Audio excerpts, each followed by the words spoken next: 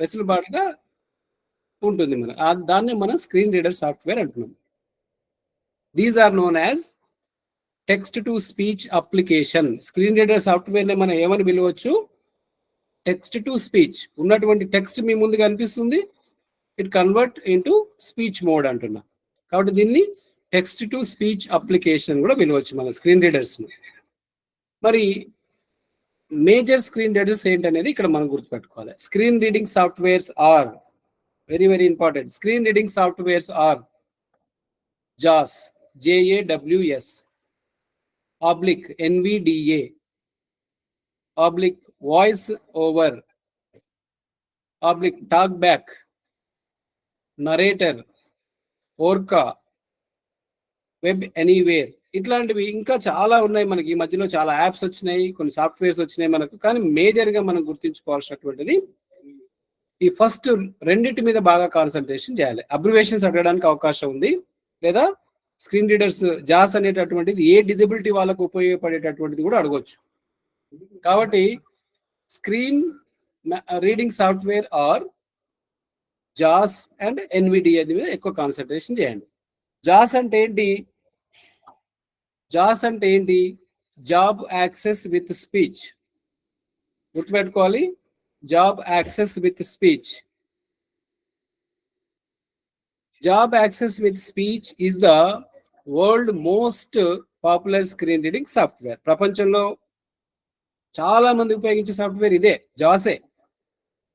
Developed for computer users whose vision loss prevents them from seeing screen content or navigating with a mouse అంటున్నారు.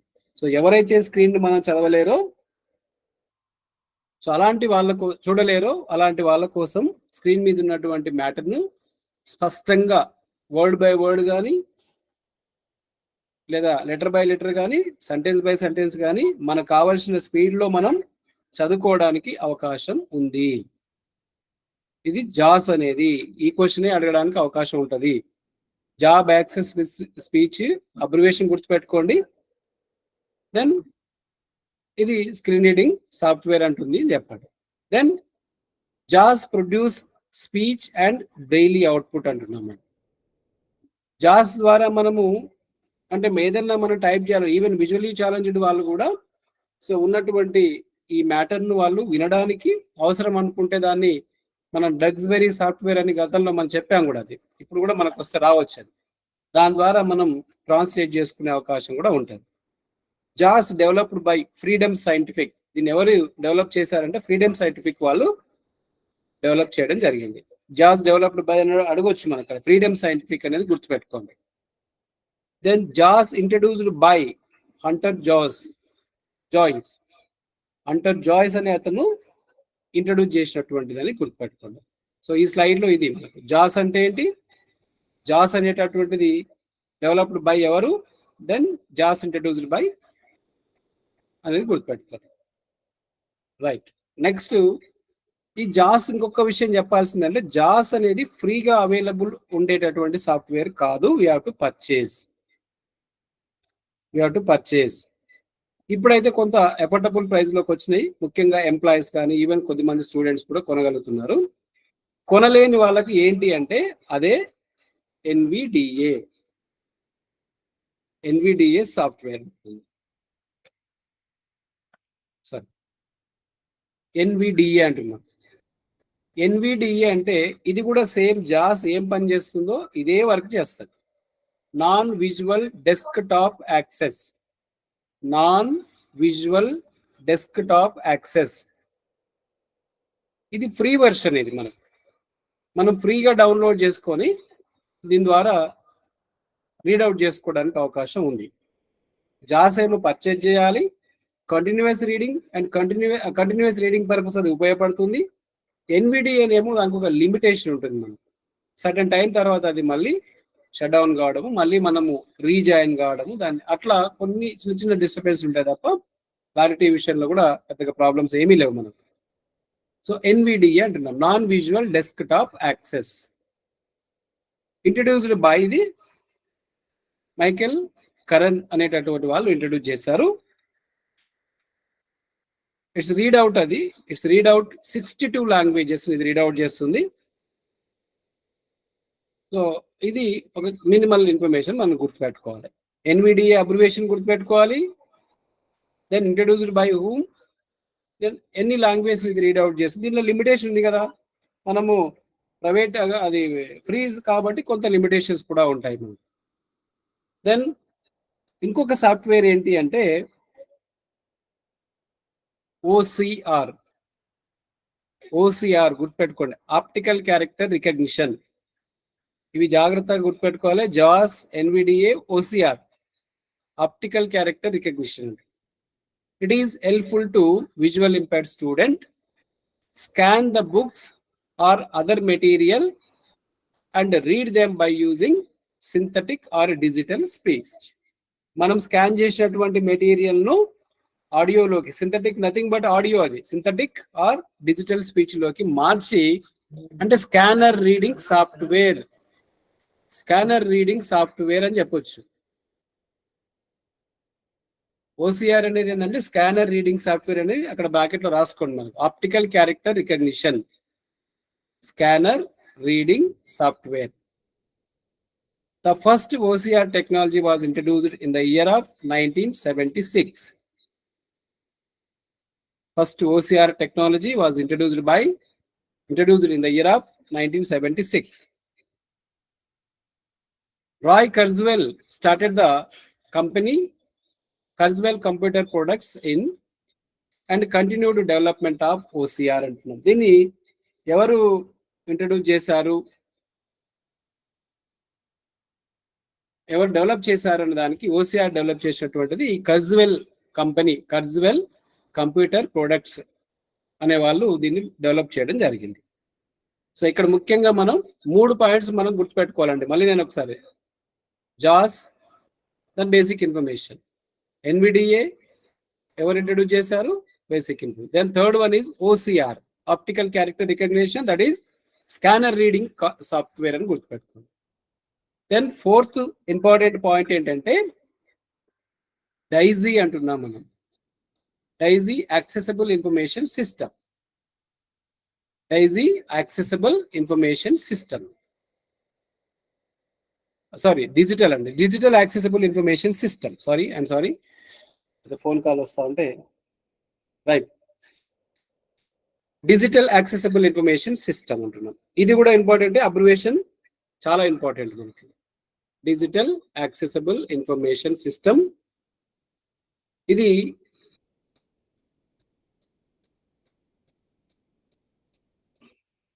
చదువుకోవడానికి మనకి ఈ libraries కోసం మనం ఇండియాలో చాలా మంది విజువల్లీ ఛాలెంజ్డ్ వాళ్ళు చదువుకోవడానికి వెసులుబాటుగా ఉన్నటువంటిది ఈ డైజీ ఫోరం నుంచి N number of books, some thousands of books దీంట్లో అప్లోడ్ చేయడం కూడా జరుగుతుంది. ఇది digital talking books, digital talking library. ఇక్కడ డిబిటి కూడా అబ్రివేషన్ గుర్తించుకోవడానికి ట్రై చేయండి. కానీ డైజీ అనేది చాలా ఇంపార్టెంట్, ఓసిఆర్ అనేది చాలా ఇంపార్టెంట్, ఎన్విడిఏ ఇంపార్టెంట్ అండ్ జాస్ ఇంపార్టెంట్. డిజిటల్ టాకింగ్ బుక్ అండి. DAISY founded in 1996. డైజీని ఎప్పుడు దీన్ని రూపొందించారు, 1996 అండి. DAISY is useful to read accessible digital text book. ఈ బుక్స్ చదవడానికి, విజువల్లీ ఛాలెంజ్డ్కు బుక్స్ చదువుకోవడానికి వాడేటటువంటిది ఇది మనం డైజీ అంటున్నాం. Then Braille translation software, next one Braille translation software. ఇది అంతకుముందు ఎప్పుడో సెకండ్ ఆర్ థర్డ్ డే రోజు కూడా ఈ సాఫ్ట్వేర్ మాత్రం మనం గుర్తుంచుకున్నాం అనుకుంటాను. బ్రెయిల్ ట్రాన్స్లేషన్ సాఫ్ట్వేర్, దాన్నే మనం డక్స్బెరీ, దీన్ని గుర్తుపెట్టుకోవాలి. డక్స్బెరీ బ్రెయిలీ ట్రాన్స్లేషన్, డిబిటి అని కూడా పిలుస్తారు దీన్ని. Duxbury braille translator and braille 2000 and open source braille translation programs. ఇలా మనం బ్రెయిలీ ట్రాన్స్లేషన్ ముఖ్యంగా అయితే ఈ డిబిటి అండ్ బ్రెయిలీ 2000 అనేది ఎక్కువగా వాడతారు. చాలా మంది పాపులర్ అంటే మాత్రం డిబిటే వాడతాం మనం, Duxbury braille translation. Then Duxbury braille translation support 180 languages in either uncontracted and contractions ఉంటాయి మనకు. అంటే బ్రెయిలీలో మన 3 గ్రేడ్స్ ఉన్నాయని మొన్న చెప్పాం మనం. గ్రేడ్ 1, గ్రేడ్ 2, గ్రేడ్ 3 అని. ఏ టు జెడ్ వరకు లెటర్స్ వస్తే మనం రాసేటటువంటి గ్రేడ్ 1 అంటున్నాం. ప్రిఫిక్స్ అండ్ సఫిక్స్ తో కూడుకున్నటువంటిది అన్నాం మనం, అదేమో గ్రేడ్ 2 అంటున్నాం. ఇక్కడ అదే అంటున్నాం, కాంట్రాక్టెడ్ అంటే కాంట్రాక్షన్స్ ఉన్నటువంటివి, అన్కాంట్రాక్షన్స్ ఉన్నటువంటి మ్యాటర్ను రాయొచ్చు. 180 లాంగ్వేజ్ లో డక్స్బెరీ సాఫ్ట్వేర్ ద్వారా మనం తర్జుమా చేయొచ్చు. దెన్ నెక్స్ట్ వన్ వచ్చేసి index 4x4 pro. Index 4x4 pro అనేది ఇది బ్రెయిల్ ప్రింటర్ అండి. ఇవన్నీ ప్రింటర్స్. ఇక్కడ దాకానే మన సాఫ్ట్వేర్ల గురించి చెప్పాము. జాస్ అనేది సాఫ్ట్వేరే, ఎన్విడిఏ సాఫ్ట్వేరే, ఓసిఆర్ సాఫ్ట్వేరే, డైజీ అనేది ఈ లైబ్రరీ అంటున్నాం. దెన్ బ్రెయిల్ ట్రాన్స్లేషన్ సాఫ్ట్వేర్ లో డక్స్బెరీ అనేటటువంటిది సాఫ్ట్వేర్ అంటున్నాం. దెన్ 4x4 ప్రో అనేటటువంటిది ఇది బ్రెయిల్ మిషన్. బ్రెయిలీ పుస్తకాలను కానీ పాంప్లెట్స్ కానీ తయారు చేయడానికి వాడేటటువంటి ఒక printer. This is braille printer. It embosses 46 characters per line. ఒక లైన్ లో 46 లెటర్స్ మనం రాయొచ్చట. 29 లైన్లు, ఒక పేజీలో 29 లైన్లు, 46 లెటర్స్. మన స్లేట్ గురించి చూసాం, అక్కడ 30 క్యారెక్టర్స్ రాయొచ్చు, 27 లైన్లు ఉంటాయని చెప్పాం, గుర్తుండాలి మనం. సరే, ఈ ప్రింటర్ ద్వారా మనం ఒక లైన్ లో 46 లెటర్స్, దాన్ని 29 లైన్లు మనం ప్రింట్అవుట్ తీసుకోవచ్చు. దీంట్లో ఉన్న స్పెషాలిటీ ఏంటంటే ఒక 4 పేజెస్ ఎట్ ఎ టైం మనకు ప్రింట్ అవుతుంది. మనకు ఒక జంట అంటాం చూడండి, మన left side both sides papers, right hand side ఉన్నటువంటి బోత్ సైడ్స్, మొత్తం 4 pages at a time print అయి వస్తుంది. దీన్ని విన్ బ్రెయిల్ అనే వాళ్ళు దీన్ని సప్లై చేస్తూ ఉంటారు. దీన్ని డెవలప్ చేసి సప్లై చేయడం అనేది వాళ్ళ చేత జరుగుతుంది. దెన్ నెక్స్ట్ ఇలాంటి సిమిలర్ మిషనే ప్రింటరే ఇండెక్స్ ఎవరెస్ట్ బ్రెయిల్ ప్రింటర్ అంటాం. ఇవన్నీ ఈ 4x4 నుంచి ప్రింటర్స్ ఇవి. Index Everest braille printer. It embosses 42 characters per line, 25 lines per page, 340 pages per hour. It is also WinBraille translation software. ఈ రెండు కూడా WinBraille సప్లై చేస్తుంటాం. WinBraille ట్రాన్స్లేషన్ సాఫ్ట్వేర్స్ ఇవి. ఆ మిషన్ కూడా, ఇది ప్రింటర్ కూడా, ఈ ప్రింటర్ లో ఆ సాఫ్ట్వేర్ ఉంటేనే మనకు ప్రింట్ అనేది అవుతుంది. 340 pages వరకు కంబైండ్ ఇచ్చేస్తే అది కంటిన్యూస్ ప్రింట్ అవుట్ కూడా వస్తుంది మనకు. ఇంకా కొంత అడ్వాన్స్ మిషన్ ఏంటంటే ఈ బేసిక్ డి అనేది కూడా, ఇండెక్స్ బేసిక్ డి అనేది ఇంకా advance machine. It embosses 42 characters per line. దీని తర్వాత Mount Batten brailler is electronic brailler. Braillers మనం ముందు చూసాం, తాజ్ బ్రెయిలర్స్ అనేది, పర్కిన్స్ బ్రెయిలర్స్ అనేటటువంటిది. ఇది మౌంట్ బాటన్ బ్రెయిలర్ ఏంటి అంటే బ్రెయిలీ రాకపోయినా బ్రెయిలీని టైప్ చేయొచ్చు. ఇది బాగుంది కదా, బ్రెయిలీ రాకపోయినా బ్రెయిలీని ప్రింట్ చేయొచ్చు మనం. మీకు ఏం బ్రెయిలీ రాదు, నీ ముందు ఒక ప్రింటర్ ఉంది, టైప్ చేయొచ్చు. టైప్ ఎలా చేయాలి, నీకు బ్రెయిల్ రాకుంటే నార్మల్ కీబోర్డ్ దానికి అటాచ్ చేస్తే అయిపోయాయి. మన నార్మల్ కంప్యూటర్ కీబోర్డ్ దానికి అటాచ్ చేసేసి నార్మల్గా నువ్వు టైప్ చేసుకుంటూ పో, అది బ్రెయిల్లో వచ్చేస్తుంది నీకు ప్రింట్. దెన్ ప్రింట్ నార్మల్ కూడా వస్తుంది. దెన్ నార్మల్ ప్రింట్, బ్రెయిల్ ప్రింటే కాకుండా నువ్వు రాసింది కనిపిస్తుంది, దాన్ని మిమిక్ అంటారు, డిస్ప్లే అవుతుంది మనకు. దెన్ ఇది కాంపిటేటివ్ ఎగ్జామినేషన్ కోసం ఉపయోగించవచ్చు ఈ మిషన్. అంటే స్క్రైబ్ ఇవ్వకుండా బ్లైండ్ పిల్లలకు ఈ మిషన్ ఇచ్చేస్తే వాళ్ళే రాస్తారు. కాబట్టి ఇది మౌంట్ బాటన్ బ్రెయిలర్ అంటారు. సో ఇది మల్టిపుల్ యూజ్ అవుతుంది, నార్మల్ ప్రింట్ కోసము, బ్రెయిల్ ప్రింట్ కోసము, లో విజన్ వాళ్ళు చదువుకోవడానికి రాసింది కరెక్టా లేదని రెక్టిఫై చేసుకోవడానికి ఉపయోగపడుతుంది. దెన్ కర్జ్వెల్ సాఫ్ట్వేర్, ఇది కూడా మనకు ఇంపార్టెంట్ కింద గుర్తుపెట్టుకోండి. Kurzweil software, it is a scan text reader. It is text to speech voices in 131 languages and note taking software. దీంట్లో మనకు టెక్స్ట్ టు స్పీచ్ ఆప్షన్ ఉంటుంది, దెన్ నోట్ టేకింగ్ కూడా ఉంటుంది. మనం ఏదన్నా స్టోర్ చేసుకోవాలి, మ్యాటర్ రాసుకోవడానికి కూడా ఉపయోగపడేటటువంటి సాఫ్ట్వేర్ ఇది మనకి. దాని కింద ఒకటి స్పర్వీల్ అని పెట్టాం మనం. స్పర్వీల్ అనేది సాఫ్ట్వేర్ కాదు, ఇది డివైస్. స్పర్వీల్ అనేటటువంటిది డివైస్. ఏం లేదు మనకి, ఇది ఇన్స్టంట్ గా విజువల్లీ ఛాలెంజ్డ్ వాళ్ళకు ఇన్స్టంట్ గా ఎంబోజింగ్ మ్యాప్స్ తయారు చేయడానికి ఇది స్పర్వీల్ వాడతారు. అంటే జస్ట్ లైక్ ఒక ట్రేసింగ్ వీల్ అంతే. ఒక రబ్బర్ మ్యాట్ పెట్టి దాని మీద బ్రెయిలీ పేపర్ పెట్టి ఈ వీల్తో మనం ట్రేస్ చేస్తే ఆ పేపర్ పైన రివర్స్ లో ఆపోజిట్ సైడ్ ఎంబోజింగ్ డాట్స్ ఏర్పడతాయి. సో ఇది గుర్తుపెట్టుకోవాల్సిన స్వరవీల్ అంటే ఏదో టెక్నికల్ వర్డ్ ఏం కాదు, ఇది సింపుల్. ఇది to prepare instant tactile maps లేదా ఎంబోజింగ్ డాట్స్. టాక్టైల్ కూడా కాదు, స్పర్శాయుతంగా మనం చదువుకోవచ్చు దాన్ని. సో ఇది స్పర్వీల్ అంటున్నాం. దెన్ ఒప్సోమీటర్ అనేటటువంటిది ఇంకొక డివైస్ గురించి మనం చూడాలి. ఒప్సోమీటర్ అనేది a bell ringing the each time of the disc moves distance of N meter. మీ అందరు తెలిసే ఉండాలి, విజువలీ ఛాలెంజ్డ్ ఉన్నటువంటి ఒక బ్యారియర్ ఏంటి అంటే మెజర్మెంట్ అనేది కొంత కన్ఫ్యూజ్ అయ్యే అవకాశం ఉన్నది. డిస్టెన్స్ అండ్ మెజర్మెంట్ అనేది, దూరాలను కొలవడం అనేటటువంటి ఒక చిన్నగా అంటే మనకు పర్ఫెక్షన్ అనేది ఉండకపోవచ్చు, మనం అక్యురేట్గా మనం మెజర్ చేయకపోవచ్చు, ఇంచులు అంటే సెంటీమీటర్స్ అంటే.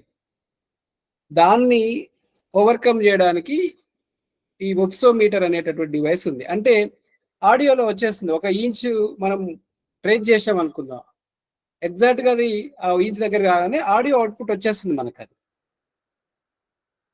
కాబట్టి దీని ద్వారా డిస్టెన్స్ మనం ఒక మీటర్ అనుకో, మీటర్ మనం ట్రేస్ చేయగానే 1 మీటర్ అంటుంది, లేదా 12 ఇంచ్ అంటుంది, లేదా 20 ఇంచెస్ అని చెప్తుంది. అంటే దాన్ని ఎంత డిస్టెన్స్ మనం దాన్ని ట్రేస్ చేసుకుంటూ పోతామో ఆటోమేటిక్ ఆడియో అవుట్పుట్ వచ్చేస్తుంది. కాబట్టి డిస్టెన్స్ మెజర్మెంట్ లో కూడా ఈ డివైసెస్, ఇలాంటి డివైస్ వచ్చిన తర్వాత ఎలాంటి డిస్టర్బెన్స్ లేదు విజువల్లీ ఛాలెంజ్. దెన్ ఇవన్నీ ఒక సైడ్ అయితే, ఇంకా మనకు Sugamya పుస్తకాలయ,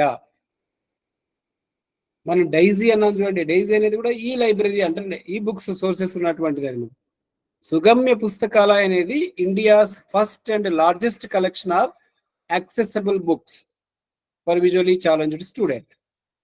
Sugamya Pustakalaya is the India's first largest collection of accessible books అంటున్నాను. సో చాలా ఇంతకుముందు అన్నాం కదా, దానిలో ఒక మెంబర్షిప్ తీసుకొని విజువల్లీ ఛాలెంజ్డ్ వాళ్ళకి మాత్రమే యూజ్ అవుతుంది. సో ఏవైనా బుక్స్ చదువుకోవడానికి అవకాశం ఉంది. యాజ్ పర్ ఆర్పిడబ్ల్యూడి యాక్ట్ దాంట్లో బుక్స్ పెట్టుకోవడానికి పర్మిషన్ కూడా ఇవ్వచ్చు. పబ్లిషర్ దగ్గర నుంచి వాళ్ళు ఫ్రీగా కూడా తీసుకోవచ్చు. వాళ్ళు ఆ సాఫ్ట్ కాపీస్ వెయిట్ చేసుకొని దాంట్లో అప్లోడ్ చేసుకొని చదువుకునే వెసులుబాటు కూడా ఉంటుంది. దీన్ని మనం సుగమ్య పుస్తకాలయ అంటున్నాం మనం, అంటే యాక్సెసిబుల్ బుక్స్ అంటున్నాం. Sugamya Pustakalaya is a collaborative efforts of ఎవరు దీన్ని స్థాపించారు అంటే దీన్ని టీసీఎస్ వాళ్ళు కానీ, forum of India, DAISY forum of India and NIPBD వీళ్ళు దీన్ని తయారు చేస్తారు. డైజీ ఫోరం ఇంతకుముందు అన్నాం కదా, డైజీ అనేటటువంటిది digital accessible system. So digital accessible information system. Then NIPBD, national institute of empowerment of. ఈ మూడింటి కొలాబరేషన్ తో సుగమ్య పుస్తకాలయ అనేటటువంటి యాక్సెసిబుల్ లైబ్రరీ అనేది అందుబాటులో ఉన్నది. దెన్ ఆర్బిడి అని ఇంకొక అబ్రివేషన్ మనం గుర్తుంచుకోవాలి. ఆర్బిడి అంటే రిఫ్రెషబుల్ బ్రెయిల్ డిస్ప్లే. రిఫ్రెష్ అంటున్నాం, మనం రాసింది తుడుచుకోవడం, అంతే, తుడిపేయడం, రిఫ్రెష్ అవుతుంది. ఇప్పుడు మనం స్లేట్ మీద రాసుకుంటాం, ఒక టేబుల్ రాకుంటే టేబుల్ అంతా రాస్తాం, అది నేర్చుకున్నాక ఏం చేస్తాం, చదివిన తర్వాత ఏం చేస్తాం, దాన్ని తుడిపేస్తాం. అలాంటి డివైస్ ఇది కూడా. అంటే బ్రెయిలీ పుస్తకాలు అనేది ఒక ప్లేస్ నుంచి ఇంకో ప్లేస్కి తీసుకెళ్ళడం అనేది చాలా కష్టం, బల్క్ ఉంటుంది అది. ఈ డిస్ప్లేలో ఏమవుతుందంటే మనకు పెన్ డ్రైవ్ లో ఉందనుకో ఒక 20 పేజీల మ్యాటర్, ఈ డివైస్ కు నా దగ్గర ల్యాప్టాప్ లాగా అంటే అలాగే ఒక డివైస్ ఉంటుంది, ఆ డివైస్ కి ఇది అటాచ్ చేస్తే ఒక స్కేల్ మాదిరిగా ఒక స్పేస్ ఉంటుంది, ఆ బార్ ఉంటుంది, ఆ బార్ మీద బ్రెయిన్ లో ఎంబోజ్ అవుతుంది అది. అంటే ఆ సాఫ్ట్ కాపీలో ఉన్న మ్యాటర్ ఒక్కొక్క లైన్ ఎంబోజ్ అవుతుంది. ఒక లైన్ చదవగానే ప్రెసింగ్ బటన్ ఉంటుంది రైట్ సైడ్ లో, అది ప్రెస్ చేస్తే second line, third line, fourth line వస్తుంది. అంటే ఇది braille note taking purpose use అవుతుంది and braille reading purpose use అవుతుంది. రిఫ్రెషబుల్ బ్రెయిల్ డిస్ప్లే అనేది దీనిలో డిపెండ్ ఆన్ క్యారెక్టర్స్, దాంట్లో ఇన్ని సెల్స్ బట్టి దాని యొక్క కాస్ట్ అనేది కూడా ఉంటుంది అన్నమాట. ఆర్బిడి అంటే రిఫ్రెషబుల్ బ్రెయిల్ డిస్ప్లే. సాఫ్ట్ కాపీని బ్రెయిలీ లిపిలోకి మార్చి మనం చదువుకోవచ్చు. బుక్స్ ప్రింటింగ్ అవసరం లేదు, ఇక బ్రెయిలీ బుక్ మీద ఆధారపడాల్సిన అక్కర్లేదు మీ దగ్గర సాఫ్ట్ కాపీ ఉంటే. ఆడియో ద్వారా వింటే ఏదైనా మర్చిపోవచ్చు, లేదా డివైస్ ప్రాబ్లం ఉండొచ్చు, లేదా ప్రింటింగ్ ప్రాబ్లం ఉండొచ్చు. కానీ ఇదైతే ప్రాబ్లమే లేదు, మనకు ఆటోమేటిక్గా బ్రెయిన్లో కన్వర్ట్ అయిపోతుంది. బ్రెయిలీ పుస్తకాలు ఎలా చదువుతున్నావో సో ఈ రిఫ్రెషబుల్ బ్రెయిలీ డిస్ప్లే మీద కూడా ఒక ప్లాస్టిక్ ఎంబోజింగ్ డాట్స్ వస్తాయి దాంట్లో, దాని ద్వారా చదువుతాం అంతే, ఈజీ. అయితే ఒక చిన్న డిసడ్వాంటేజెస్ ఏంటంటే రెగ్యులర్గా దీని మీద చదవడం వల్ల ఈ దృష్టిలోపం ఉన్నటువంటి పిల్లల వేళ్ళ కొసలు మొద్దుబారిపోవడానికి అవకాశం ఉంది. పేపర్ మీద ఉన్నటువంటి డాట్స్ ఏమో చాలా స్మూత్గా ఉంటాయి, డెలికేట్గా ఉంటాయి. ఇదేమో ప్లాస్టిక్ డాట్స్ కాబట్టి ఎక్కువ రబ్ చేయడం వల్ల మెల్లమెల్లగా ఈ పర్సెప్షన్ స్కిల్స్ అనేటటువంటి పోవచ్చు, మన ఫింగర్ పర్సెప్షన్ అనేది తగ్గడానికి అవకాశం ఉంది. ఇది ఒక చిన్న డిసడ్వాంటేజెస్ ఆర్బిడిలో, refreshable braille display. Then tactile graphics అంటే ఒక మిషన్ గుర్తుపెట్టుకోవాలంటే ఒక క్వశ్చన్ అడగవచ్చు వీటి మీద. దృష్టిలోపం ఉన్నటువంటి పిల్లలకు టాక్టైల్ గ్రాఫ్స్ ను తయారు చేయడానికి ఉపయోగించే మిషన్ ఏంటి అంటే థర్మోఫార్మ్ మిషన్. గుర్తుపెట్టుకోండి, టాక్టైల్ గ్రాఫిక్స్ పక్కనే ఉంది, థర్మోఫార్మింగ్ మిషన్. థర్మోఫార్మింగ్ మిషన్ వల్ల ఉదాహరణకి ఏంటి, తెలంగాణ మ్యాప్ అనేది టెక్స్ట్ బుక్ లో ఉంది. తెలంగాణ మ్యాప్ అది దృష్టిలోపం ఉన్న పిల్లలకు కనిపించదు. అప్పుడు ఏం చేయాలి, నువ్వు ఈ థర్మోఫార్మ్ మిషన్ లో, జిరాక్స్ మిషన్ లో ఎలాగైతే పేపర్ పెడతావో అలాగే దీంట్లో పెట్టండి. థర్మోఫార్మ్ మిషన్ అట్లాగే ఉంటుంది, జస్ట్ లైక్ ఒక మినీ జిరాక్స్ మిషన్ లాగా ఉంటుంది. ఈ నార్మల్ తెలంగాణ మ్యాప్ ను దాంట్లో పెడితే ప్రింట్అవుట్ మాత్రము స్వెల్ పేపర్ మీద, గుర్తుపెట్టుకోవాలి స్వెల్ పేపర్ ఉబ్బుతుంది కదా, దానికి హీట్ అయితే ఉబ్బేటటువంటి స్వెల్ పేపర్ మీద ఎంబోజింగ్ అయి వస్తుంది తెలంగాణ మ్యాప్. అంటే నార్మల్ పేజ్ దాంట్లో పెడితే అవుట్పుట్ మాత్రము స్వెల్ పేపర్ మీద ఎంబోజ్ అయి వస్తుంది. సో అలా ఎంబోజ్ చేసేటటువంటి మిషనే థర్మోఫార్మ్ మిషన్. టాక్టైల్ గ్రాఫ్స్ ను తయారు చేయడానికి ఉపయోగించే మిషన్ ఏంటి అంటే థర్మోఫార్మ్ మిషన్. సో ఇది ఇంపార్టెంట్ మనం. Then refreshable braille display, already మనం ఆర్బిడి గురించి చెప్పాం. Refreshable braille display work with a screen reader and enables the user to read what on that computer screen by touching on braille display. The braille display has different size from 12 to 80 braille cells. దీంట్లో మనం అన్నాం RBD అనేటటువంటిది రిఫ్రెషబుల్ braille display అనేది ఇన్ని cells 12 cells నుంచి 80 cells వరకు ఉంటాయి. Then ఇది రీడింగ్ సాఫ్ట్వేర్ అంటున్నాం, మనం బ్రెయిల్ రీడింగ్ సాఫ్ట్వేర్ అంటున్నాం. అండ్ ఇది డివైస్ లో, ఆ డివైస్ లో ఈ సాఫ్ట్వేర్ సపోర్ట్ చేస్తూ చదువుకోవచ్చు. నెక్స్ట్ వచ్చేసి Dragon software. Dragon speech recognition software. ఇది డ్రాగన్ సాఫ్ట్వేర్ అనేది speech recognition software.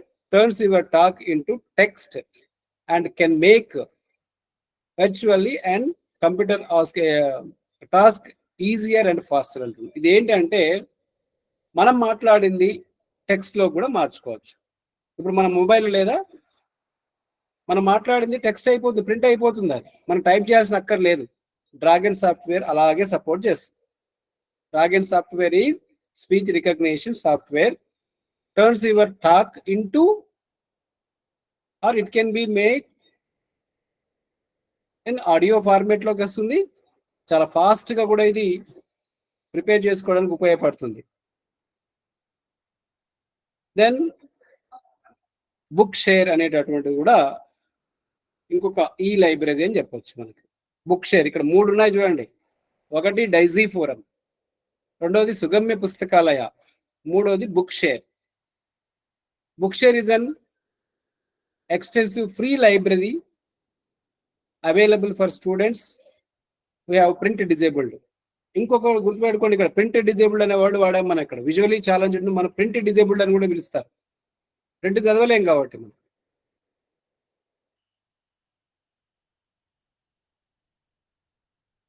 Right. Then sighted children, sightless children అని కూడా అంటారు కొన్నిసార్లు.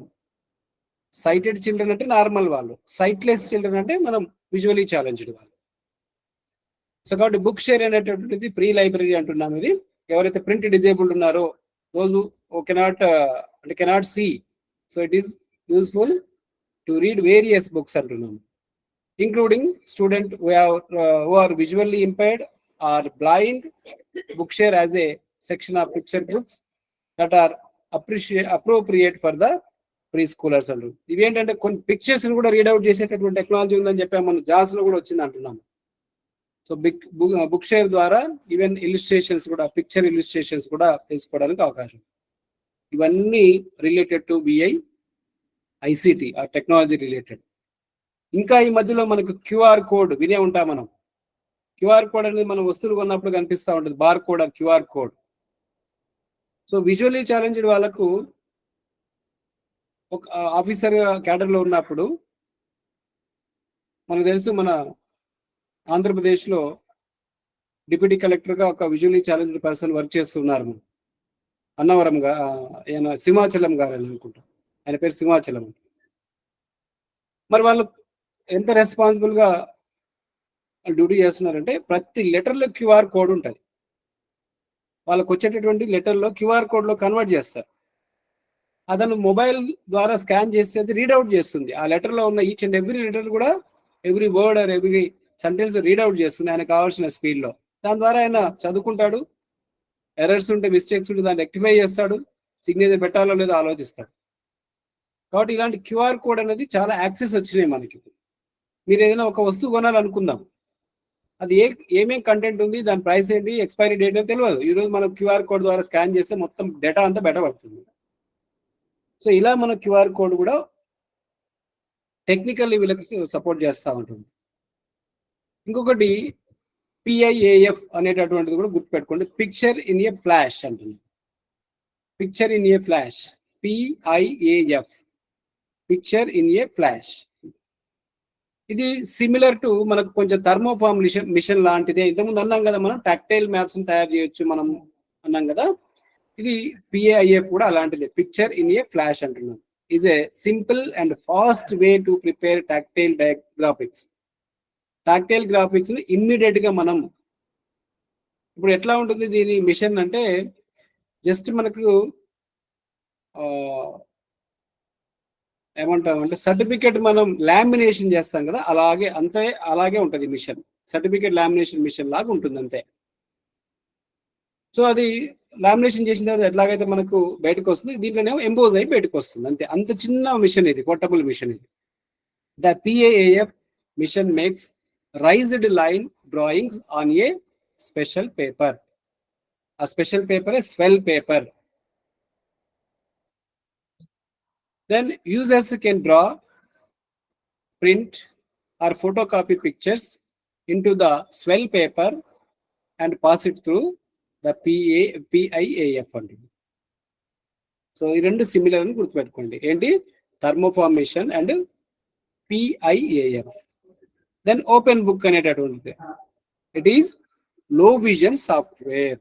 ఓపెన్ బుక్ అనేట ఫస్ట్ మనం ఒకటి చూసినట్టున్నాం, magnification, screen magnification software. Open book is low vision software. It is a scanning and reading system, instantly converts the printed material to speech or large print. Good word quality. It is speech loki convert chestundi or large print loki kuda conversion aitundi. Open book anedi totally blind use చేసుకోవచ్చు. అది speech conversion అయినప్పుడు, enlarge అయినప్పుడు మాత్రం అది large ప్రింట్లోకి. ఇది dual features ఉన్నటువంటి open book అనేది ఒక software, low vision software. Then zoom text కూడా లో విజన్ సాఫ్ట్వేరే. Open book and zoom text అనేది లో విజన్ సాఫ్ట్వేర్లే. It is magnifying. జూమ్ అనేది మన దాంట్లో పేరులోనే మ్యాగ్నిఫైయింగ్ కాబట్టి జూమ్ చేస్తుంది అంటున్నాము. It is magnifier oblique reader is a fully integrated magnification and reading program.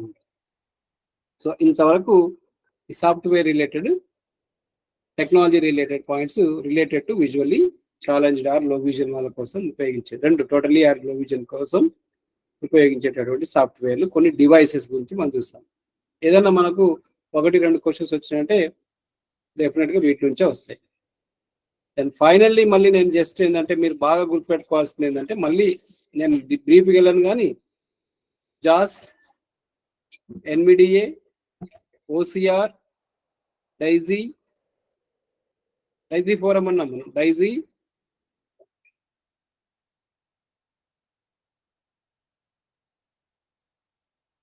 Then Braille translation software, important Braille translation software, Duxbury. Then Kurzweil, Spurwheel. Spurwheel కూడా గుర్తుపెట్టుకోవాలి మనం. సుగమ్య పుస్తకాలయ. Then Bookshare. రైట్, ఇవి కొంచెం మనం బాగా కాన్సన్ట్రేషన్ చేసుకోవాల్సి. ఓపెన్ బుక్ అండ్ జూమ్ అనేటటువంటి లో విజన్ సాఫ్ట్వేర్ అని గుర్తుంచుకోండి. రైట్, సో టెక్నాలజీ ఇంతకు తప్ప మనం పెద్దగా చాలా యాప్స్ ఉన్నాయండి. మనం ఆ యాప్స్ అన్ని కూడా మనకేం అక్కర్లేదు, ఎగ్జామినేషన్ పాయింట్ ఆఫ్ వ్యూ ఉపయోగపడదు. మనీ ఐడెంటిఫికేషన్ యాప్స్ ఉన్నాయి మనకి, ఇంతకుముందు అన్నాం కదా, డిస్టెన్స్ ను మెజర్ చేసే యాప్స్ ఉన్నాయి, ఇంకా పీడిఎఫ్ రీడర్స్ ఉన్నాయి, వర్డ్ రీడర్స్ ఉన్నాయి, ఎంతో టెక్నాలజీ అవైలబుల్ ఉన్నాయి, వాళ్ళకి ఫ్రీగానే దొరుకుతాయి మనకు. సరే, ఎనీవే నెక్స్ట్ టాపిక్ వచ్చేసి teaching methods for children with visual impairment. ముందే నేను బ్రీఫ్ చేయాల్సింది, ఇంతకుముందు చెప్పాల్సింది ఏంటంటే, చెప్పినా కూడా మనం మెథడ్స్ అన్ని చదవండి, ఏవైతే నార్మల్ కు రిలేటెడ్ ఉంటో అన్ని methods minimum, just in depth అక్కర్లేదు మనకు, సో మినిమం ఐడియా మనకు ఉండాలి. సో ఇక్కడ మనం కొంత అడాప్టేషన్ చేయాలి. అడాప్టేషన్ లో మనకు 4 పాయింట్లు ఎప్పుడు గుర్తుండాలి: duplication, modification, substitution, omission. Then adapted material ఎట్లుండాలనేది మనం దీంట్లో చూస్తాము. సరే, ఫస్ట్ మనం మ్యాథమెటిక్స్ లోకి వెళ్తే, need of mathematics for children with visual impairment అంటున్నాం. మెథడ్ రిలేటెడ్ ఇవన్నీ. చాలా మంది అనుకుంటారు మ్యాథ్ అనేది అసలు ఒమిట్ చేయొచ్చు అనేది. ఒమిట్ చేయాల్సిన అవసరం లేదు. Mathematics is not difficult for visual impairment అంటున్నాం. మన టీచర్ ఈజ్ సౌండ్, అది గుర్తుపెట్టుకోవాలి. ఆ టీచర్కి సౌండ్ అంటే అతనికి నైపుణ్యాలు ఉంటే, అతనికి మ్యాథమెటిక్స్ పట్ల పరిజ్ఞానం ఉంటే, డివైసెస్ ఉపయోగించడం పట్ల అతనికి అవగాహన ఉంటే, మ్యాథమెటిక్స్ అనేది ఒక బ్యారియర్ కానే కాదు, విజువల్లీ ఛాలెంజింగ్. సో కాబట్టి mathematics is not difficult for visual impaired. సరే, 1-2 లిమిటేషన్స్ లో ఇంతకుముందు అన్నాం కదా, డిస్టెన్స్ అండ్ మెజర్మెంట్ లో చిన్న లిమిటేషన్ అన్నాం, దాన్ని కూడా ఓవర్కమ్ చేయడానికి టెక్నాలజీ ఉందండి. Math is a subject is important for visual impaired children just as it for other non-disabled కు, నార్మల్ పిల్లలకు ఎంత ఇంపార్టెన్స్ గణిత శాస్త్రము దృష్టిలోపం ఉన్నటువంటి పిల్లలకు కూడా అంతే ఇంపార్టెన్స్ ఉంది. మరి ఎందుకు నేర్చుకోవాలి మ్యాథ్స్ అంటున్నాం మనం? ఏ రకంగా ఉపయోగపడుతుంది మనకి? Number 1, selection of suitable mathematical Braille course. Maths మనం నేర్చుకోవాలంటే మ్యాథమెటికల్ కోర్స్ ఉంటాయి, బ్రెయిలీ కోర్స్ ఉంటాయి. ఆ కోర్సును మనం తెలిసి ఉండాలి. ఇప్పుడు 1 రాయాలంటే దానికి ఏం డాట్స్ పెట్టాలో తెలియదు కదా, A to Z వరకు అయితే మనకు తెలిసింది. కాబట్టి మ్యాథమెటికల్ బ్రెయిలీ కోర్స్ ఏవైతుందో వాటి గురించి మనకు అవగాహన ఉండాలి. Then adaptation of mathematics text book without change the learning outcome of the topics అన్నాను. అది గతంలో కూడా చూస్తాం మనం. అడాప్టేషన్ లో మనం బ్రెయిల్లోకి మార్చినప్పుడు, అడాప్ట్ చేసినప్పుడు లెర్నింగ్ అవుట్కమ్ చేంజ్ కాకూడదు. Then use of tactile board for learning the figures in mathematical text book. Mathematical text book లో ఉన్నటువంటి ఫిగర్స్, బార్ గ్రాఫ్స్ ఉంటాయి, పై గ్రాఫ్స్ ఉంటాయి, దాన్ని సర్కిల్ గ్రాఫ్స్ అంటాం. మనం గుర్తుపెట్టుకోవాలి, పై గ్రాఫ్ ఆర్ సర్కిల్ గ్రాఫ్ ఒకటే. పై గ్రాఫ్స్ ఉంటాయి, అవన్నీ గీసి చూపించాలి అంటే మనకు టాక్టైల్ బోర్డ్ అనేది ఉపయోగపడుతుంది. టాక్టైల్ బోర్డ్ అంటే ఏమి లేదండి, మనం కన్స్ట్రక్షన్ దగ్గర ఇసుక జల్లడబట్టేటటువంటి ఐరన్ జల్లీ ఉంటుంది చూడండి, దానికి ఒక ఫ్రేమ్ బిగించాడు చాలు. లేదా మస్కిటో నెట్ ఉంటుంది కదా మనకు ఇండ్లలో, మనకు డోర్స్ దగ్గర, విండోస్ దగ్గర మస్కిటో నెట్ ఉంటుంది కదా, దానికి ఒక ఫ్రేమ్ కు బిగించండి. దాని మీద బ్రెయిల్ పేపర్ పెట్టండి. బ్రెయిల్ పేపర్ పెట్టి స్పర్వీల్ తో మనం ట్రేస్ చేయండి. అప్పుడు ఒక షేప్ అనేది ఫామ్ అవుతుంది. రైట్, ఈ టాక్టైల్ బోర్డ్ అనేటటువంటి for learning of the figures in mathematical text book ఉపయోగపడుతుంది. టాక్టైల్ బోర్డు ఏ సబ్జెక్ట్ లో ఉపయోగపడుతుంది కూడా అడగొచ్చు మనకు. బార్ గ్రాఫ్స్ కానీ, పై గ్రాఫ్స్ కానీ, యాంగిల్స్ కానీ, లేదా డైరెక్షన్ చూపించడానికి కానీ టాక్టైల్ బోర్డ్ అండ్ స్పర్వీల్ అనేటటువంటిది ఇంపార్టెంట్. యూజ్ మ్యాథమెటికల్ డివైసెస్, ఇది దీంట్లో నుంచి మనకు ఒక క్వశ్చన్ అడుగుతాడు. యూజ్ మ్యాథమెటికల్ డివైసెస్ ఏంటి? విజువల్లీ ఛాలెంజ్డ్ వాళ్ళ కోసం ఉన్నటువంటి మ్యాథమెటికల్ డివైసెస్ ఏంటి? ప్రైమరీ టూల్ అని అడుగుతాడు. What are the primary tool to teach mathematics for visually challenged student? Question ఇట్లా అడగొచ్చు మనకు. Taylor frame. ఏంటి అది? Taylor frame. దెన్ దాని తర్వాత ప్రయారిటీ ఇచ్చేటటువంటి డివైస్ క్రాన్మర్ అబాకస్. అడగొచ్చు. అబాకస్ అంటాం. అయితే దృష్టిలోపం ఉన్న పిల్లలకు వాడేటటువంటి అబాకస్ క్రాన్మర్ అబాకస్ అంటాం. అక్కడ అబాకస్ ఉండు, క్రాన్మర్ అబాకస్ ఇస్తే క్రాన్మర్ దానికి మనం ప్రయారిటీ ఇవ్వాలి. ఈ క్రాన్మర్ అబాకస్ లో విఐకి ఫ్రెండ్లీగా ఉన్నాయి, కొన్ని ఉన్నాయి దాంట్లో. అంటే ఆ బీడ్స్ అనేది ఈజీ మూవ్ కాకుండా బీడ్స్ కింద ఒక స్పాంజ్ లాంటిది ఉంటుంది మనకి. దానివల్ల కన్ఫ్యూజ్ కాకుండా దాన్ని ఆపరేట్ చేసుకోవచ్చు దాన్ని. కాబట్టి క్రాన్మర్ అబాకస్ అనేది విజువల్లీ ఛాలెంజ్డ్ వాళ్ళు ఉపయోగిస్తారు. టేలర్ ఫ్రేమ్ అనేది primary tool. Then next tool వచ్చేసి Cranmer abacus. Then talking calculators ఉన్నాయి, చాలా వచ్చాయి. Talking calculators, talking watches, talking dictionaries, talking thermoform machine, talking weighing machines కూడా ఉన్నాయి మనకు. అండ్ టాకింగ్ లిక్విడ్ మెజర్స్ కూడా ఉన్నాయి మనకు. హాఫ్ లీటర్ ఎట్లా చెప్తున్నా మనకు అనిపించింది కదా, హాఫ్ లీటరా, 100 ml, 200 ml అనేది. Liquid measure, audio liquid measurement devices కూడా ఉన్నాయి మనకి, కిచెన్ లో ఉపయోగపడవచ్చు. And geometry kit, adapted geometry kit. Normal పిల్లలకు జామెట్రీ కిట్ లో ఏమేమి ఉంటాయో అన్ని అడాప్టెడ్ ఉంటాయి ఇక్కడ. దెన్ స్పర్వీల్ ఆల్రెడీ మనం చూసాం. సో కాబట్టి ఇవి mathematical devices for visually challenge. దీంట్లో నుంచి మన క్వశ్చన్ దృష్టిలోపం ఉన్నటువంటి పిల్లలు. అబాకస్ టైలర్ ఫ్రేమ్ ఇచ్చేసి Taylor frame is useful for dash అంటాడు. ID children, hearing impaired children, visual impaired children అంటాడు. అబాకస్ కూడా క్రాన్మర్ అబాకస్ అనేది వీళ్ళకే ఉపయోగపడుతుంది. టాకింగ్ క్యాలిక్యులేటర్ వీళ్ళకి క్వశ్చన్ అడిగే విధానం అలా అడిగే అవకాశం ఉన్నది. లేదా విజువల్లీ ఛాలెంజ్లకు గణితశాస్త్ర బోధనలో ప్రాథమికంగా ఉపయోగపడే డివైస్ ఏంటి? Taylor frame. Right. Next, preparation and use of appropriate teaching aids. So supplement instruction అంటున్నాము మనం.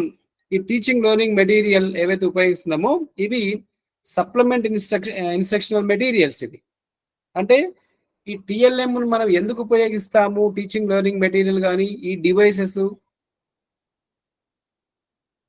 ఏమో ఆల్టర్నేటివ్ వే ఆఫ్ టీచింగ్. ఇవి టీచింగ్ లెర్నింగ్ మెటీరియల్ ఏమో టిఎల్ఎమో to teach effectively.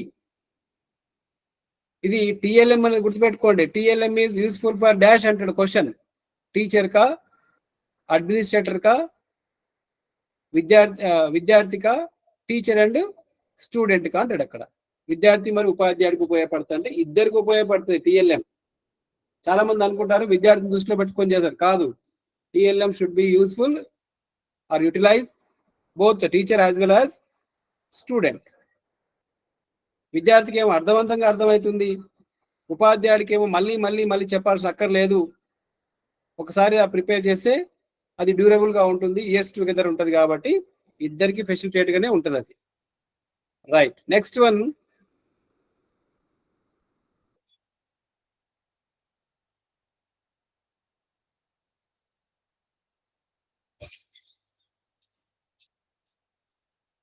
the methodology followed by the teacher as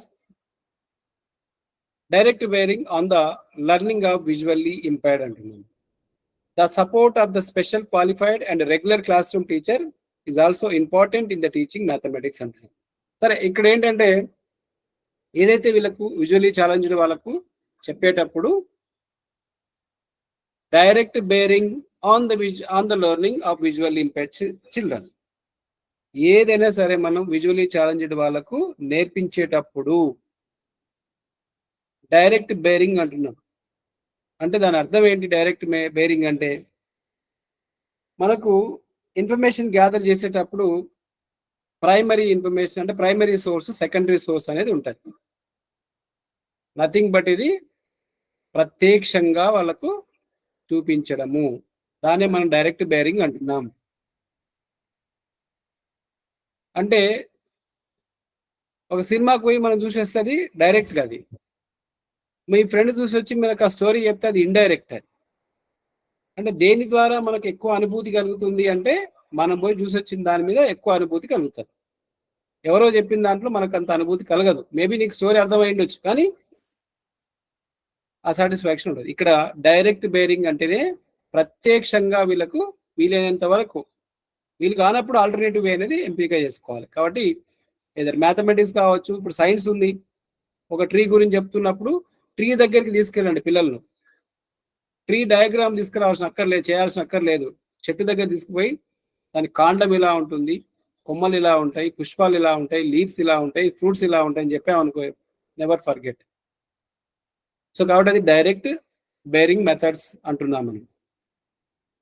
so primary source అంటున్నాం వాటిని. ఆ secondary source అంటేనేమో ఎవరో చెప్పిందని, లేదా ఒక బ్రోచర్ తీసుకొని ఒక స్కూల్ గురించి మనం ఒక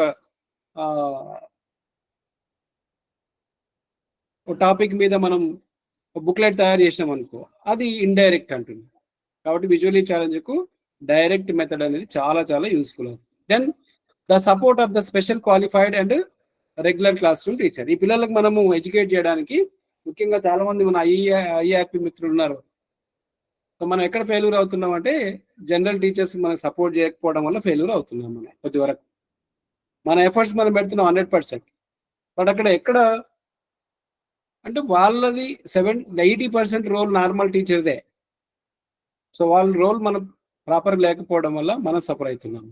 ఎనివే ఇక్కడ మ్యాథ్స్ చేయాలంటే ఇద్దరి కోఆపరేషన్ అనేది అవసరము. ఇప్పుడు మనం ఇంక్లూజన్ వైపు వెళ్తున్నాం కాబట్టి. Then provision of ICT to teach mathematics. Even mathematics లో కూడా ఐసిటీ అనేది ఉపయోగపడుతుంది మనకు. టాకింగ్ క్యాలిక్యులేటర్ ఐసిటీ కాదా? డెఫినెట్ గా ఐసిటీ. అది ఆడియో అవుట్పుట్ వస్తుంది దాంట్లో మనకు, దానివల్ల యాక్సెస్ అయ్యారు వాళ్ళు. దెన్ ఇప్పుడు మనం టాక్టైల్ మ్యాప్స్ అన్నాం, దేని టాక్టైల్ బోర్డు స్పర్వీల్తో. ఇప్పుడు అలా లేదు, టెక్నాలజీ ఏమొచ్చింది తెలుసా? నార్మల్ కీబోర్డ్ మీద ఇండియా మ్యాప్ అని టైప్ చేసినాం అనుకో, మీ ముందు ఒక ప్యాడ్, ఒక నెట్ లాగా ఉంటుంది. ఆ నెట్ మీద ఎంబోజింగ్ డాట్స్ వస్తాయి. ఇండియా మొత్తం అవుట్లైన్ అంతా ఎంబోజింగ్ డాట్స్ వస్తాయి. అంటే అది కూడా టెక్నాలజీ కదా. ఐసిటీ మ్యాథమెటిక్స్ వచ్చినాయి. షేప్స్, ట్రయాంగులర్ షేప్ అని టైప్ చేసినాం అనుకో నీ కీబోర్డ్ లో, ఈ పక్కన ఆ ప్యాడ్ లో ట్రయాంగులర్ షేప్ వస్తుంది ఉబ్బెత్తు చుక్కల సహాయంతో. సో ఇట్లా మనం మ్యాథమెటిక్స్ లో డయాగ్రామ్ చూపించడానికి సో ఇలాంటి డివైసెస్ ఉన్నాయి మనం. దాని లెర్నింగ్ సిస్టమ్ ఏంటి? విజువల్లీ ఛాలెంజ్డ్ వాళ్ళు అభ్యసన విధానం ఏంటి, వాళ్ళు ఎట్లా అభ్యసిస్తున్నారంటే, మనం చాలాసార్లు ఆ వర్డ్ వాడాం, ఇక్కడ కూడా ఫస్ట్ అదే మీడియేటర్ లెర్నింగ్. మనం ఈ మెథడాలజీకి వచ్చాం కాబట్టి మళ్ళీ ఒక్కసారి దీనిలో మెన్షన్ చేసాము, చాలా ఇంపార్టెంట్ పాయింట్ కూడా. Incidental learning is not possible for visually challenged student. చూసి నేర్చుకోవడం అనేది అంటే ఒక ఇన్సిడెంట్ను ద్వారా మనం లెసన్ నేర్చుకోలేము, మనం ఒక సంఘటన ద్వారా మనం నేర్చుకోలేము మనం, ఎందుకంటే చూడలేం కాబట్టి మనకు మీడియేటర్ లెర్నింగ్ అనేది ఇంపార్టెంట్ అన్నాము. So blackboard work is not useful, we have to use special devices to teach mathematics అంటున్నాం. విజువల్లీ ఛాలెంజ్ వాళ్ళకి బ్లాక్ బోర్డ్ అవసరం లేదు. మీరు ఏదైనా స్కూల్ చూడండి, అక్కడ బ్లాక్ బోర్డే ఉండదు తరగతి గదిలో. వాళ్ళకి ఏంటి అంటే ఈ Taylor frames, abacus, geometry kit, tactile boards ఇవన్నీ రిక్వైర్ ఉంటుంది వాళ్ళకి. కాబట్టి లెర్నింగ్ సిస్టంలో ఇవి బోర్డ్ అనేది యూజ్ కాదు, అదర్ డివైసెస్ అనేది, ఆ సూటబుల్ డివైసెస్ అనేది యూజ్ అవుతుంది. Then exercise of mathematical problem should be minimize for visual impaired. గుర్తుపెట్టుకోవాలి, టీచర్గా నార్మల్ పిల్లవాడికి ఇచ్చిన దానికన్నా కొంచెం తక్కువ వర్క్ అనేది ఇవ్వాలి విజువల్లీ ఛాలెంజ్. ఇక్కడ క్వశ్చన్ అడగవచ్చు మనం, నార్మల్ అంటే విజువల్లీ ఛాలెంజ్డ్ వాళ్ళకు మ్యాథమెటిక్స్ నేర్పించేటప్పుడు నువ్వు ఎలాంటి విషయాలను గుర్తుపెట్టుకుంటావు అంటే ఇది మనకు గుర్తుండాలి. So we are reducing little bit, we are reducing, we are not omit, we are reducing little bit the homework activities అంటున్నాం అంతే. ఇంటి పనిని మనం కొంచెం తగ్గించిస్తున్నాం అంతే తప్ప వాళ్ళను నువ్వు చేయనక్కర్లేదు, నీకు మార్కులు ఇస్తాపో అంటే అది కుదరదు. అది నీకు రానట్టు అంటే మనం ఎవాల్యుయేషన్ చేయడానికి తప్పించుకుంటున్నట్టు అనుకోవచ్చు మనం. Then visual impaired children, the pace is slower than that of the sighted children. ఇది మనం యాక్సెప్ట్ చేయాల్సింది కొద్ది వరకు. ఏంటంటే దృష్టిలోపం ఉన్నటువంటి పిల్లలు చూపున్న పిల్లల కన్నా కొంచెం స్లోగా వాళ్ళు రాయగలరు, స్లోగా వాళ్ళు చదవగలరు. అంటే ఐక్యూ అనేది ఎక్సలెంట్, కానీ రీడింగ్ స్పీడ్లో కానీ రైటింగ్ స్పీడ్లో కానీ when we compare to normal child వీళ్ళకి కొంచెం వెనుకబడి ఉండే అవకాశం ఉంటుంది. Then blackboard is not useful for the blind children and suitable material and devices ఇది ఆల్రెడీ అయిపోయింది. Like right. Next one, adaptation of the mathematical text material. Mathematical text material ను blind కి అనుగుణంగా అడాప్టేషన్ చేసేటప్పుడు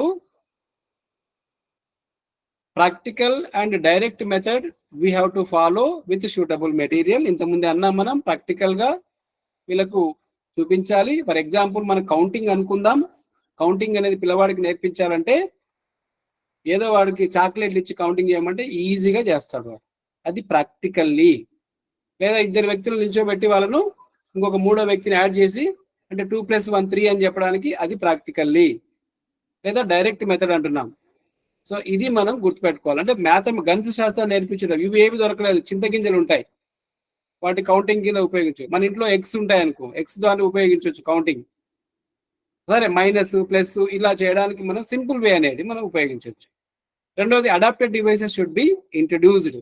what ever the suitable adapted devices available to teach mathematics, we have to introduce. Without teaching learning material, we never enter into the classroom. అంటుంది. TLM లేకుండా మన class room లోకి వెళ్ళకూడదు వాస్తవానికి. Then geoboard can be used అంటున్నాం మనం. మనందరూ తెలుసు జియో బోర్డ్ ఎట్లా ఉంటుంది అనేది.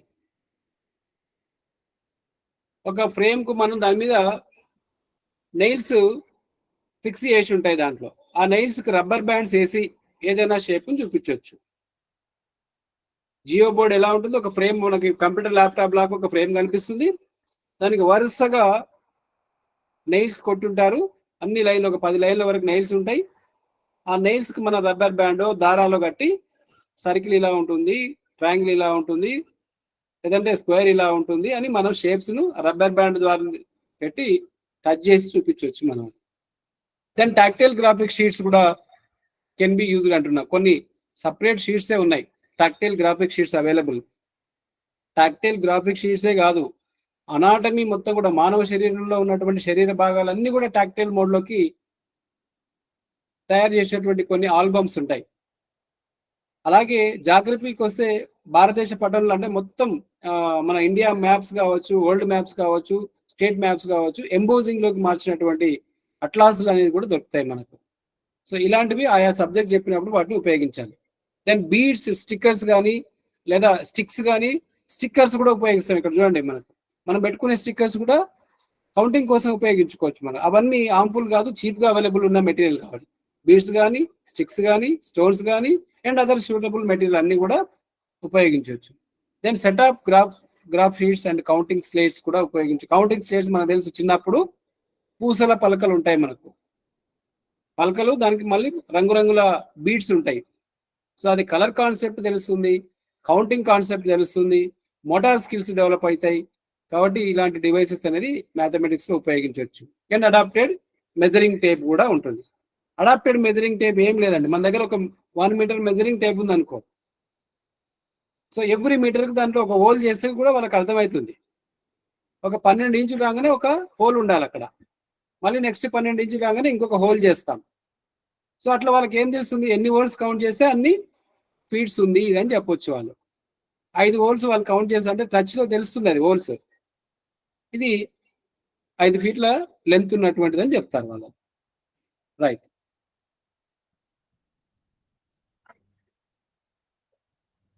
Next, challenges in learning mathematics.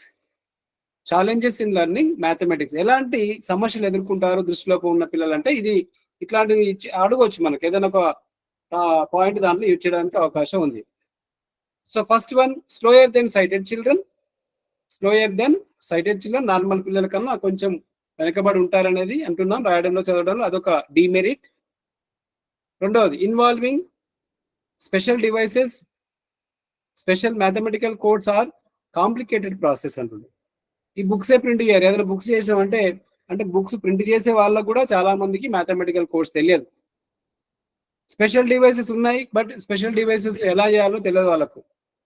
అంటే ఆ టైలర్ ఫ్రేమ్ మీద టైప్స్ ఎలా పెట్టాలి, నెంబర్స్ ఎలా పెట్టాలి, ఆల్జీబ్రా టైప్స్ ఎలా పెట్టాలి, లేదా మనకు అబాకస్ ఉంటే దాంట్లో కౌంటింగ్ సిస్టమ్ ఏంటి, సో బేసిక్ కాన్సెప్ట్స్ ఎలా నేర్పించాలి మనకు ఫ్యాకల్టీకే తెలియకపోవడం, ఇదొక డ్రాబ్యాక్ అని చెప్పొచ్చు. మూడవది, stress can be laid for understanding the concept అంటున్నాం. ఇది టైప్స్ తీసి అంటే మ్యాథమెటికల్ డివైసెస్ అనేది టైలర్ ఫ్రేమ్, దాంట్లో ఒక్కొక్క నెయిల్ లాంటివి టైప్స్ అంటారు. ఆ టైప్ని తీసి ఇన్సర్ట్ చేయడము, తీయడము, తడమడము, ఇవన్నీ కూడా టైం టేకింగ్, స్ట్రెస్ గురయ్యే అవకాశం ఉంది. స్టైలర్ తీసుకొని రాయడం కూడా కొంత స్ట్రెస్ అవుతుంది. కాబట్టి ఇది ఒక డిమెరిట్ అని చెప్పొచ్చు. Then writing of mathematical would be complicated by using braille slate.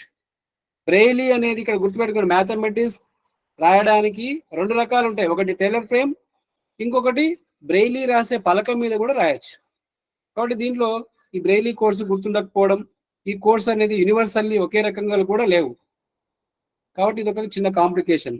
అంటే భారతదేశంలో ఉపయోగించే మ్యాథమెటికల్ కోడ్స్ అండ్ అదర్ కంట్రీలో వాడేటటువంటి మ్యాథమెటికల్ కోడ్స్ లో కొన్ని తేడాలు ఉంటాయి. అవి కాంప్లికేషన్ కూడా అని చెప్పవచ్చు. Then drawing the geometrical figures and distance measurement may have some difficulty for visual impaired children. So ఇవి డ్రాయింగ్ జామెట్రికల్ ఫిగర్స్ డ్రా చేయడం కూడా మెజరింగ్ సంబంధించినటువంటి కొంతవరకు ఇబ్బందికరంగా ఉంటాయి. కాబట్టి these are the major challenges to learn mathematics by visually challenges children. Then teaching aids and devices అంటున్నాం మనం. ఏ టీచింగ్ ఎయిడ్స్ ఉన్నాయి, ఏ డివైసెస్ అనేది ఉన్నాయి. దీంట్లో నుంచి మనకు క్వశ్చన్ వస్తుంది, గుర్తుపెట్టుకోండి. Teaching aids are many types అంటున్నా. మ్యాథమెటికల్ డివైసెస్ చాలా ఉన్నాయి. Teaching aids are many types ఉన్నాయి. దేర్ ఆర్ సోఫిస్టికేటెడ్ ఎయిడ్స్, కొన్నిటిని మాత్రమే మనకి మోడర్న్ డివైసెస్ లేదా తరచుగా వాడేటటువంటిది అఫోర్డబుల్ ప్రైస్ లో ఉన్నటువంటి డివైసెస్ కొన్ని ఉన్నాయి. కొన్ని ఏమో అంటే రెడీమేడ్ గా దొరికేటటువంటివి, టెక్నాలజీ బేస్డ్ గా తయారు చేసేటువంటి డివైస్ కొన్ని ఉంటే, కొన్ని ఏమో టీచర్ మేడ్ ఎయిడ్స్ ఉంటాయి. ఉపాధ్యాయుడు, మంచి స్కిల్ ఉన్నటువంటి ఉపాధ్యాయుడు తయారు చేసినటువంటివి.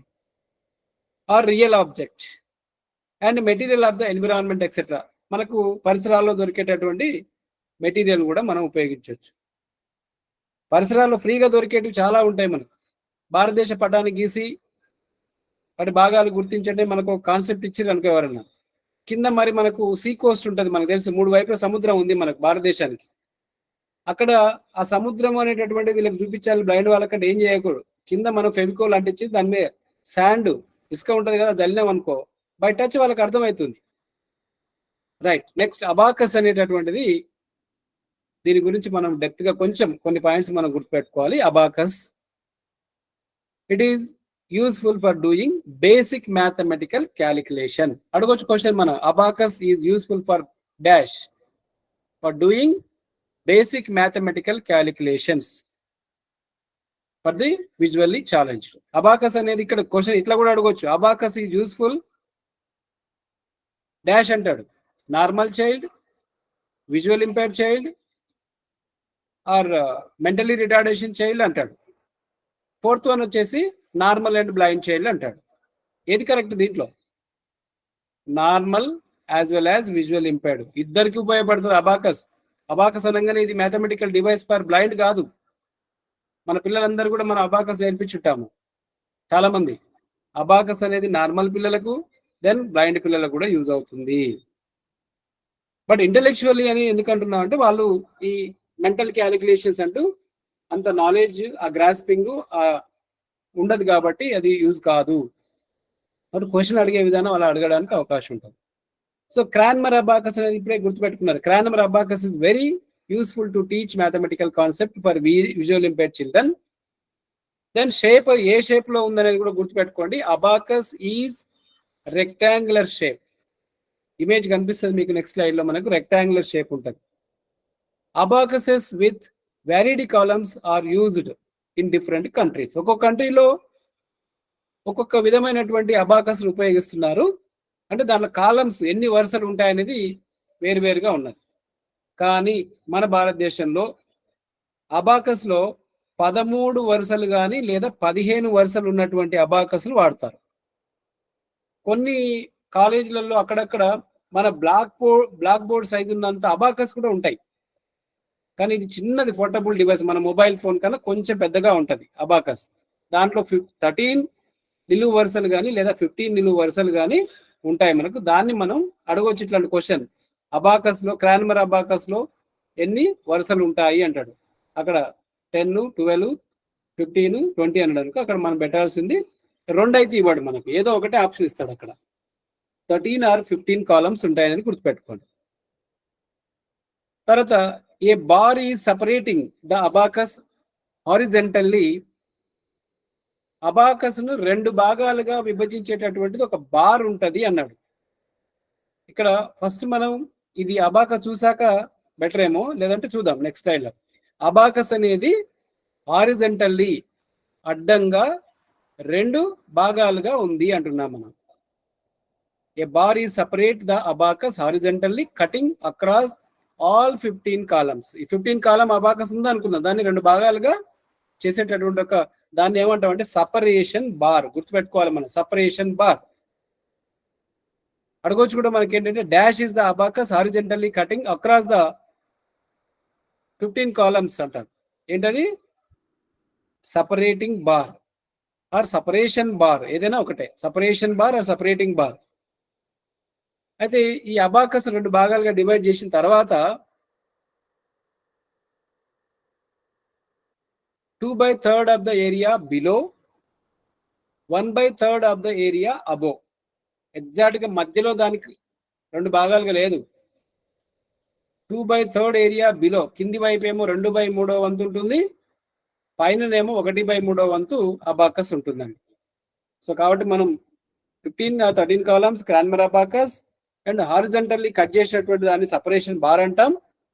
Lower portion of the abacus అంటాడు క్వశ్చన్ అక్కడ. Lower portion of the abacus ఎంత ఉంటుంది? 2/3 పోర్షన్. 2/3 పోర్షన్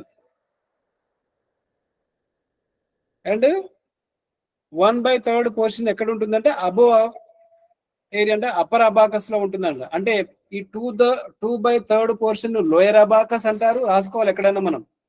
1/3 పోర్షన్ ఏమో అప్పర్ అబాకస్ అని పిలుస్తాం. అబాకస్ ను 2 భాగాలుగా డివైడ్ చేసాం, సపరేషన్ బార్ డివైడ్ చేసింది.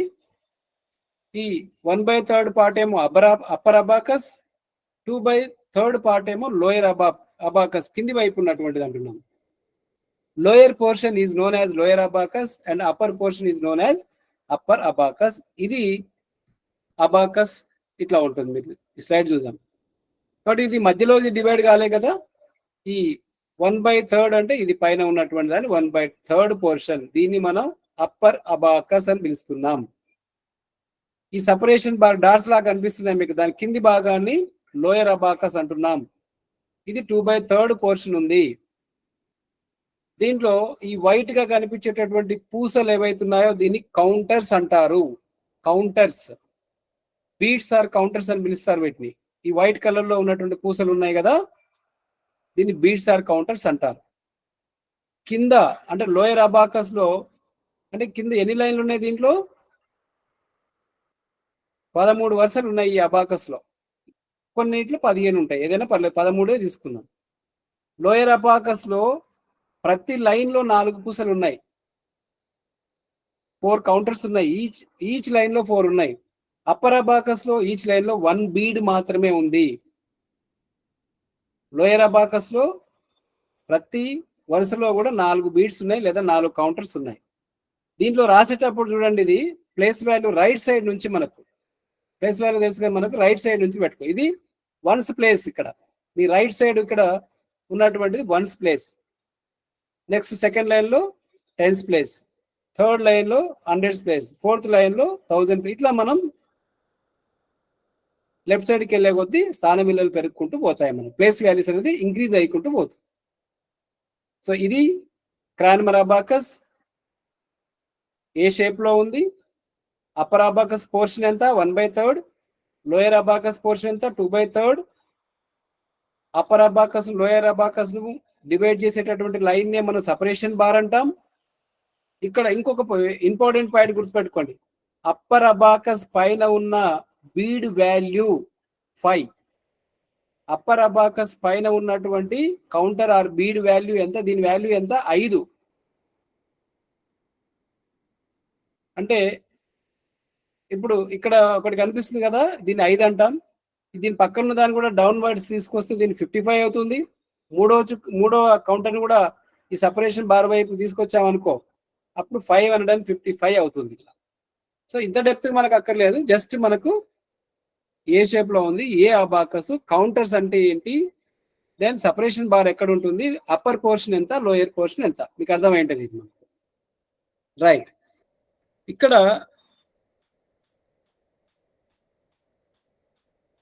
రైట్, ఇక్కడ దాకా చూసాం మనం. Right, each column in the lower abacus has 4 beads. ఇప్పుడే చూసాం మనం. Each bead assumes the value 1. Lower abacus లో 4 పూసలు ఉన్నాయి. ఒక్కొక్క పూస ఒక్కొక్క వాల్యూని మనం ఇండికేట్ చేస్తాం. Each column in the upper abacus has 1 bead and assumes that value is 5. Upper abacus లో ఉన్నటువంటి బీడ్ వాల్యూ 5 అన్నాం, ఇప్పుడే మనం చెప్పినాం కూడా. In operation the extreme right column is treated as the units column. మనకు రైట్ సైడ్ లో మనం ఉన్నాం కదా, unit column, tens column, 100 column, 1000 column అని. సో రైట్ సైడ్ నుంచి మనం నెంబర్ సెట్టింగ్ అనేది రాయడం అనేది కానీ అక్కడ నుంచి చేయాలి మనం. Then immediate after the units column, the immediate left of the units column వచ్చేసి టెన్స్ కాలమ్, టెన్స్ కి లెఫ్ట్ సైడ్ ఉన్నటువంటి 100s కాలమ్, 100 కి లెఫ్ట్ సైడ్ ఉన్నటువంటి 1000s కాలమ్. ఇలా మనం ఇంక్రీజ్ అయ్యుకుంటూ పోతుంది. ఇక్కడ ఈ 2 పాయింట్స్ మీకు చాలా ఇంపార్టెంట్, అందుకే మనం కొంచెం క్యాపిటల్లో రాసాం. The process of moving a bead of the lower abacus or upper abacus towards the separation bar is called setting. Abacus లో సెట్టింగ్ అంటే ఏంటి అన్నాడు అనుకో క్వశ్చన్. అబాకస్ లో సెట్టింగ్ అంటే ఏంటి? ఈ సపరేషన్ బార్ దగ్గరికి లోయర్ అబాకస్ లో ఉన్న బీడ్స్ కానీ అప్పర్ అబాకస్ లో ఉన్న బీడ్స్ కానీ తీసుకొస్తే, దగ్గరికి జరిపితే దాన్ని సెట్టింగ్ అంటాం. ఇక్కడ ఎగ్జాంపుల్ చెప్తుందండి. ఫస్ట్ లైన్ కనిపిస్తున్నాయి. అప్పర్ అబాకస్ లో ఒక బీడ్ ఈ సపరేషన్ బార్ టచ్ అయ్యింది, లోయర్ అబాకస్ లో ఈ 3 బీడ్స్ టచ్ అయినాయి ఇక్కడ.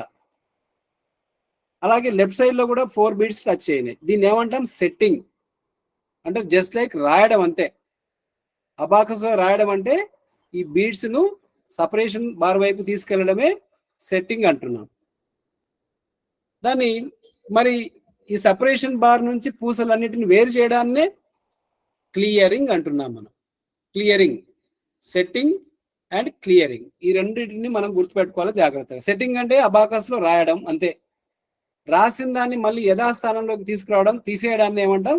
క్లియరింగ్ అంటున్నాం. ఈ రెండింటిని మనం గుర్తుపెట్టుకోవాలి. Setting, clearing. సెట్టింగ్ అంటే అబాకస్ లో నెంబర్స్ రాయడం.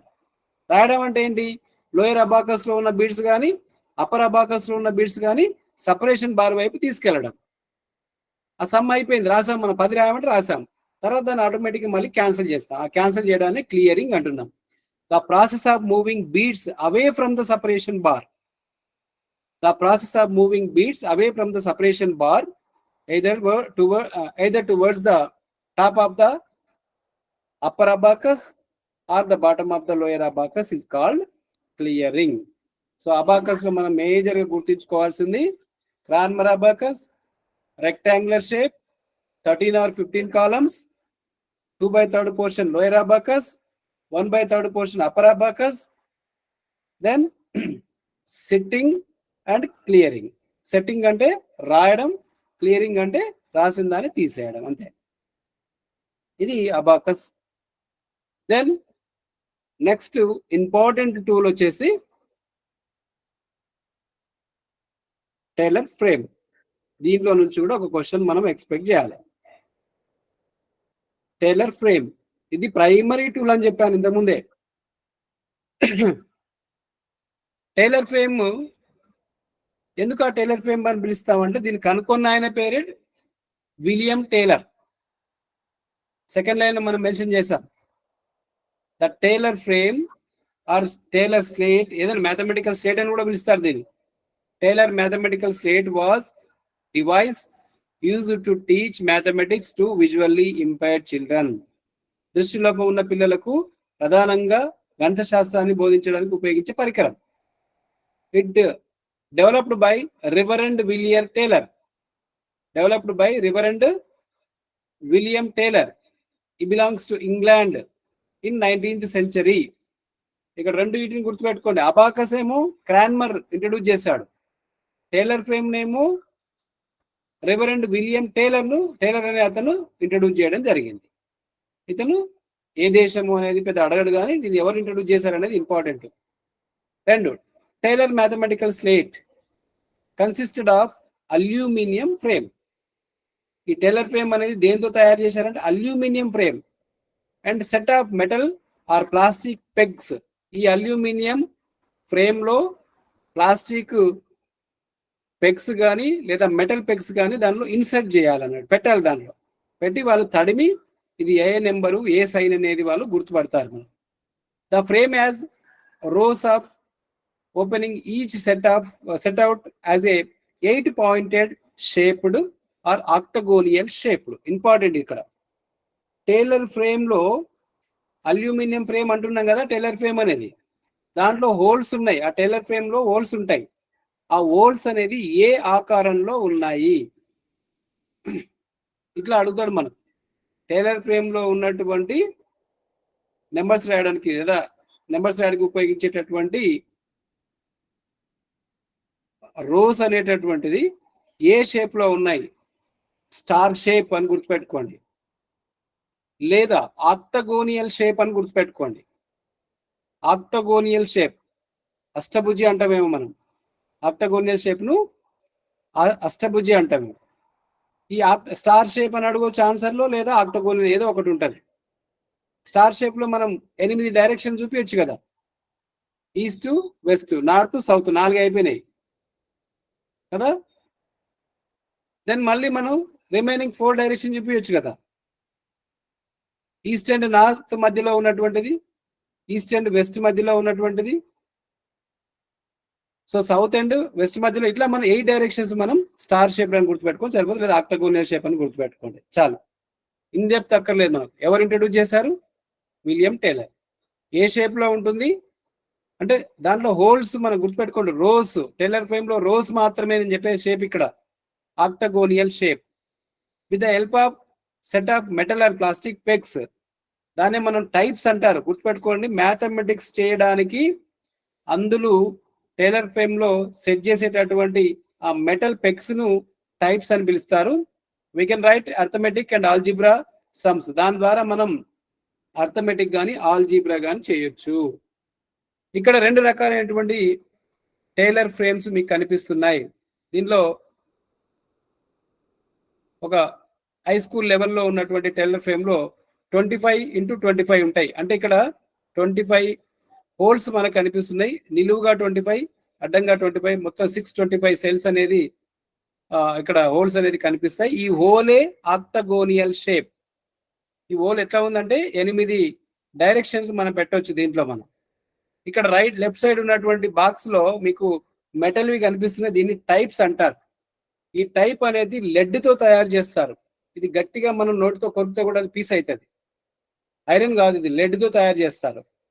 ఈ మధ్యలో మనకు ప్లాస్టిక్ కూడా వచ్చినాయి. అంటే ఈ చిన్న చిన్న నెయిల్స్ లాగా కనిపించేటటువంటి టైప్స్ సహాయంతో నెంబర్స్ రాయొచ్చు, ఆల్జీబ్రా కూడా రాయొచ్చు. ఆల్జీబ్రా అంటే మన A B C D XYZ, bracket open bracket close లాంటివి కూడా దీంతో రాయొచ్చు.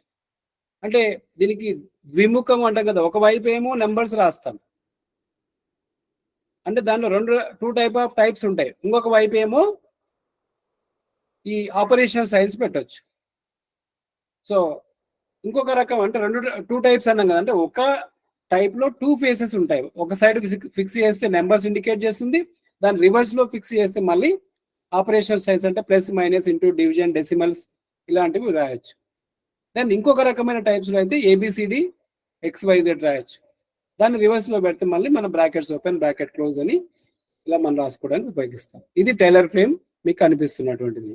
ఇదే దీని ద్వారానే దృష్టిలోపం ఉన్నటువంటి వాళ్ళు మ్యాథమెటిక్స్ చేస్తారు. ఇక నెక్స్ట్ టాపిక్ వచ్చేసి TLM for visual impaired children. ఎలాంటి TLM ఉండాలి?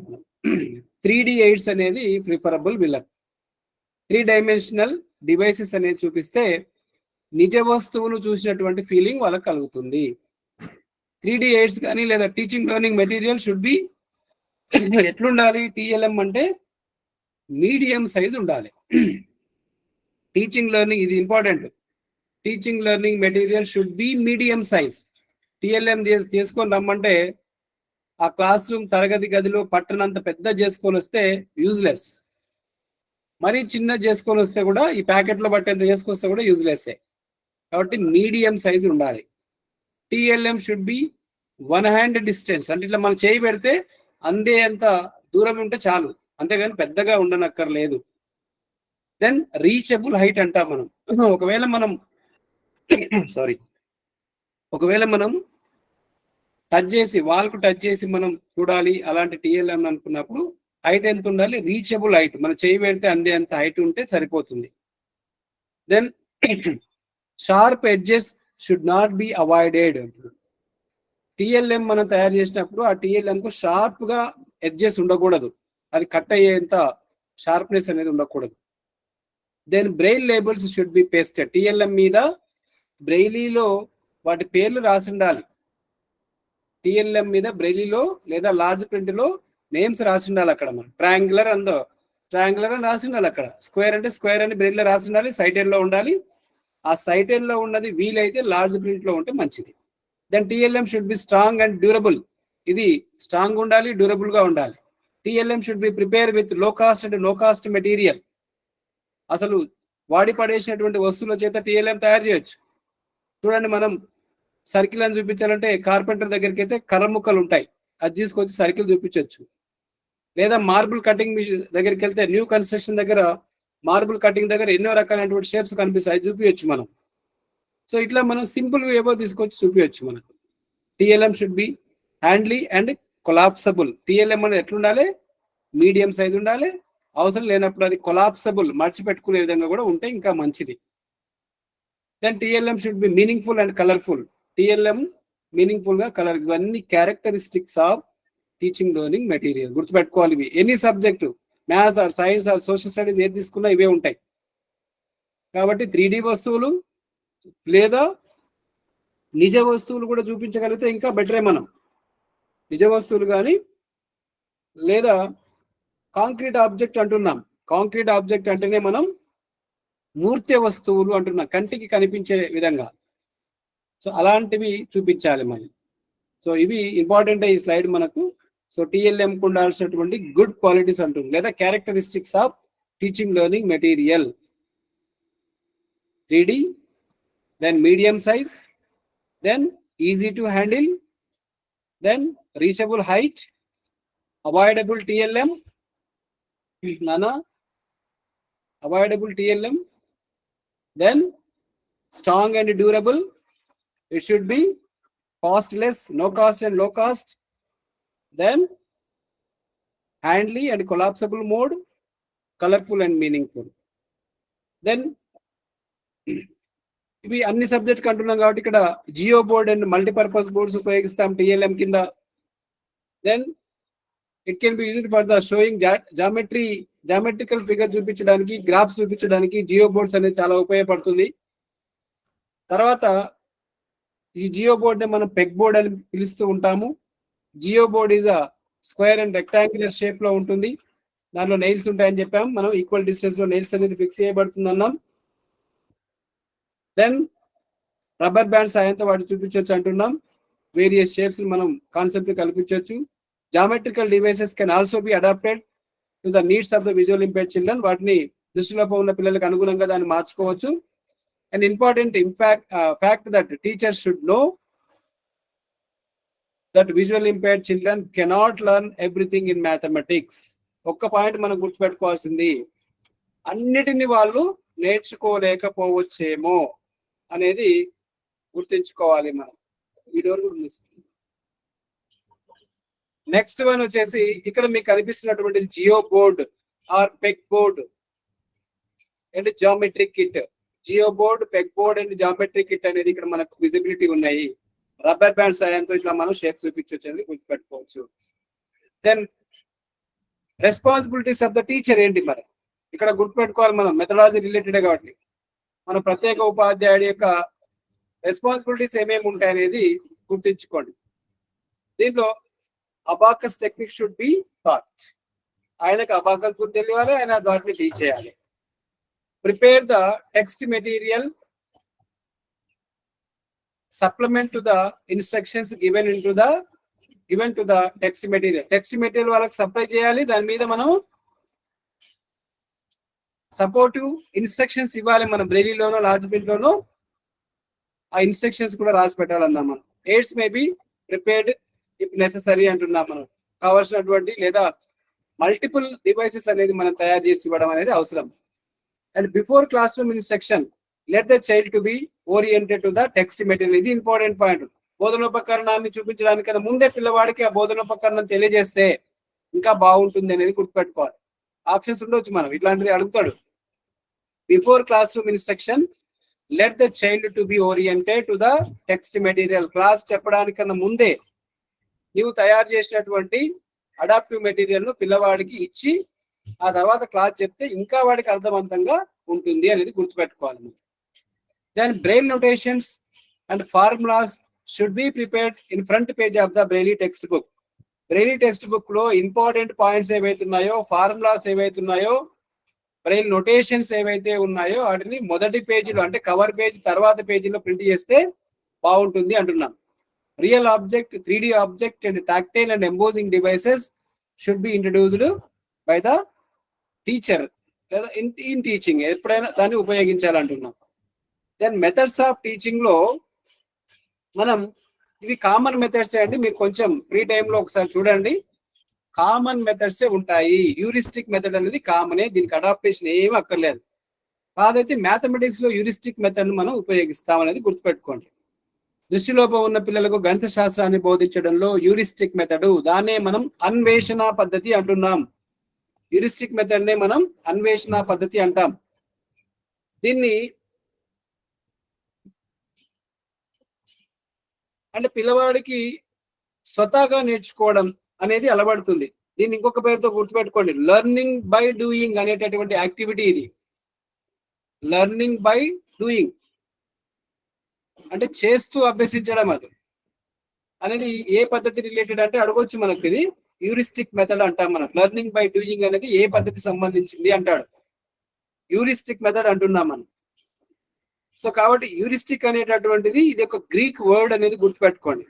ఇది గ్రీక్ భాషా పదం నుంచి వచ్చింది. యూరిస్టిక్ మెథడ్ అనేది గ్రీక్ పదం నుంచి యురెస్కో అనేటటువంటిది, HEURISCO, యురెస్కో అనేటటువంటి గ్రీక్ పదం నుంచి వచ్చినటువంటిది.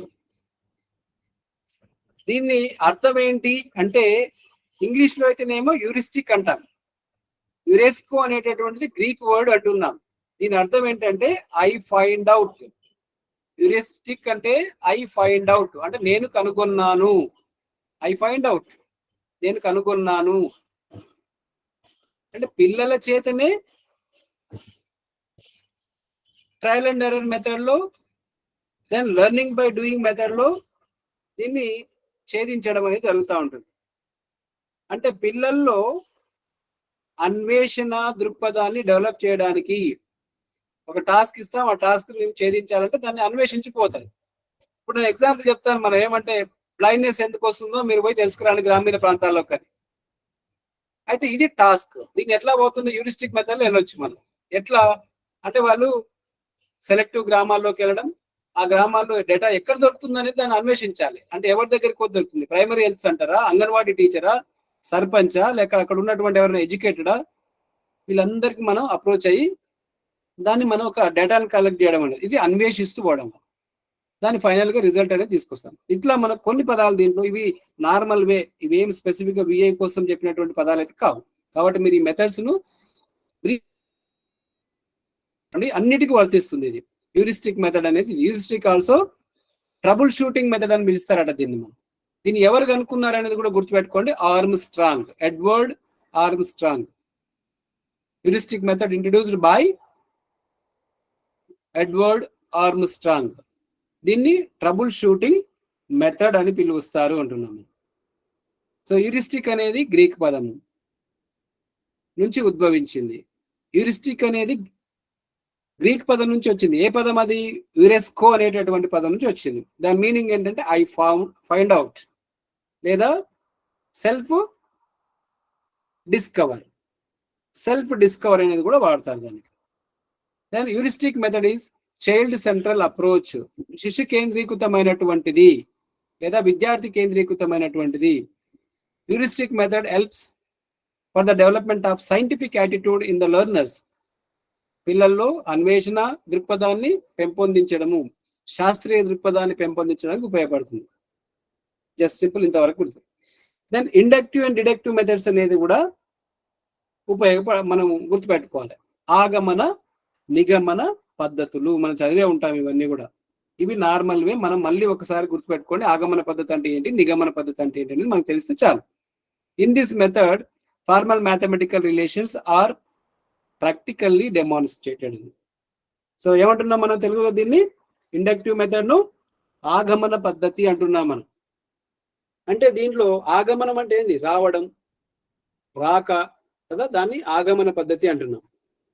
అంటే ఏంటి? దీంట్లో సూత్రాలను రాబట్టడం, ప్రిన్సిపల్స్ మనం రాబట్టుతున్నాం మన దీంట్లో. అంతేకాకుండా ఉదాహరణలు బేస్ చేసుకొని సామాన్యకీకరణం అంటున్నాం. ఉదాహరణల నుంచి సామాన్యకీకరణం వైపు అంటున్నాం.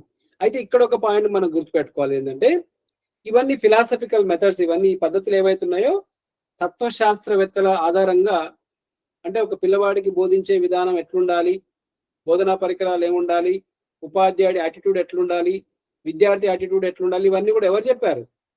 మనం ఫిలాసఫీ చదివాం, తత్వశాస్త్రం చదివాం. ఎమర్జింగ్ ఇండియన్ సొసైటీ అనే పేపర్ ఉంటుంది మనందరికీ. దాంట్లో ఉన్నాయి మనకి ఈ మెథడ్స్ ఇట్లా ఉండాలనేది. సో దీంట్లో ఏంటంటే బేకన్ అనే అతని తత్వశాస్త్రవేత్త యొక్క ప్రిన్సిపల్ ఆధారం చేసుకొని ఇండక్టివ్ మెథడ్ అనేది రూపొందించడం జరిగింది. బేకన్ గుర్తుపెట్టుకోవాలి. బేకన్ అనేటటువంటి తత్వశాస్త్రవేత్త ప్రిన్సిపల్స్ బేస్డ్ గా ఇండక్టివ్ మెథడ్ ను తయారు చేయడం జరిగింది. అంటే దీన్ని ఏంటిదంటే ఇంకొక పద్ధతితో, ఇంకొక పేరుతో పిలుస్తారు. దీన్ని సూత్రీకరణ పద్ధతి అని కూడా పిలుస్తారు. ఇండక్టివ్ మెథడ్ ను మనం సూత్రీకరణ పద్ధతి అంటారు మనకు, లేదా ప్రతిస్థాపక పద్ధతి అని కూడా పిలవచ్చు. ఆగమన పద్ధతి లేదా సూత్రీకరణ పద్ధతి అనేది గుర్తుపెట్టుకోండి. ప్రతిస్థాపక పద్ధతి అంటాం. దీంట్లో మనకు కొన్ని ప్రిన్సిపల్స్, అంటే ఉదాహరణ నుంచి సూత్రాన్ని రాబట్టడం, ఉదాహరణ ఇచ్చి దాని సూత్రాన్ని మనం ఫార్ములాను మనం కనుక్కోవడం అని చెప్పడం, లేదా ప్రత్యేకత నుంచి సామాన్యం అంటే స్పెసిఫిక్ టు జనరల్ గుర్తుపెట్టుకోవాలి. స్పెసిఫిక్ టు జనరల్ ఇది వస్తే ఇండక్టివ్ వస్తే డిడక్టివ్ వచ్చినట్టే, దీనికి 100% రివర్స్ అది అంతే. ఇండక్టివ్ మెథడ్ కు రివర్స్ లో ఉన్నటువంటిదే డిడక్టివ్ మెథడ్ అంటున్నాం. ఒకటి చూసుకుంటే రెండోది మనకు తెలుస్తుంది. ఇండక్టివ్ మెథడ్ నే మనం ఏమంటున్నాం? ఆగమన పద్ధతి అంటున్నాం. సూత్రాలను రాబట్టడం అంటున్నాం.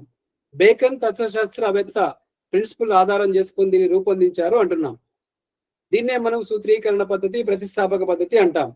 దీంట్లో స్పెసిఫిక్ టు జనరల్ అనేటటువంటి ప్రిన్సిపల్ దీంట్లో ఉపయోగిస్తారు.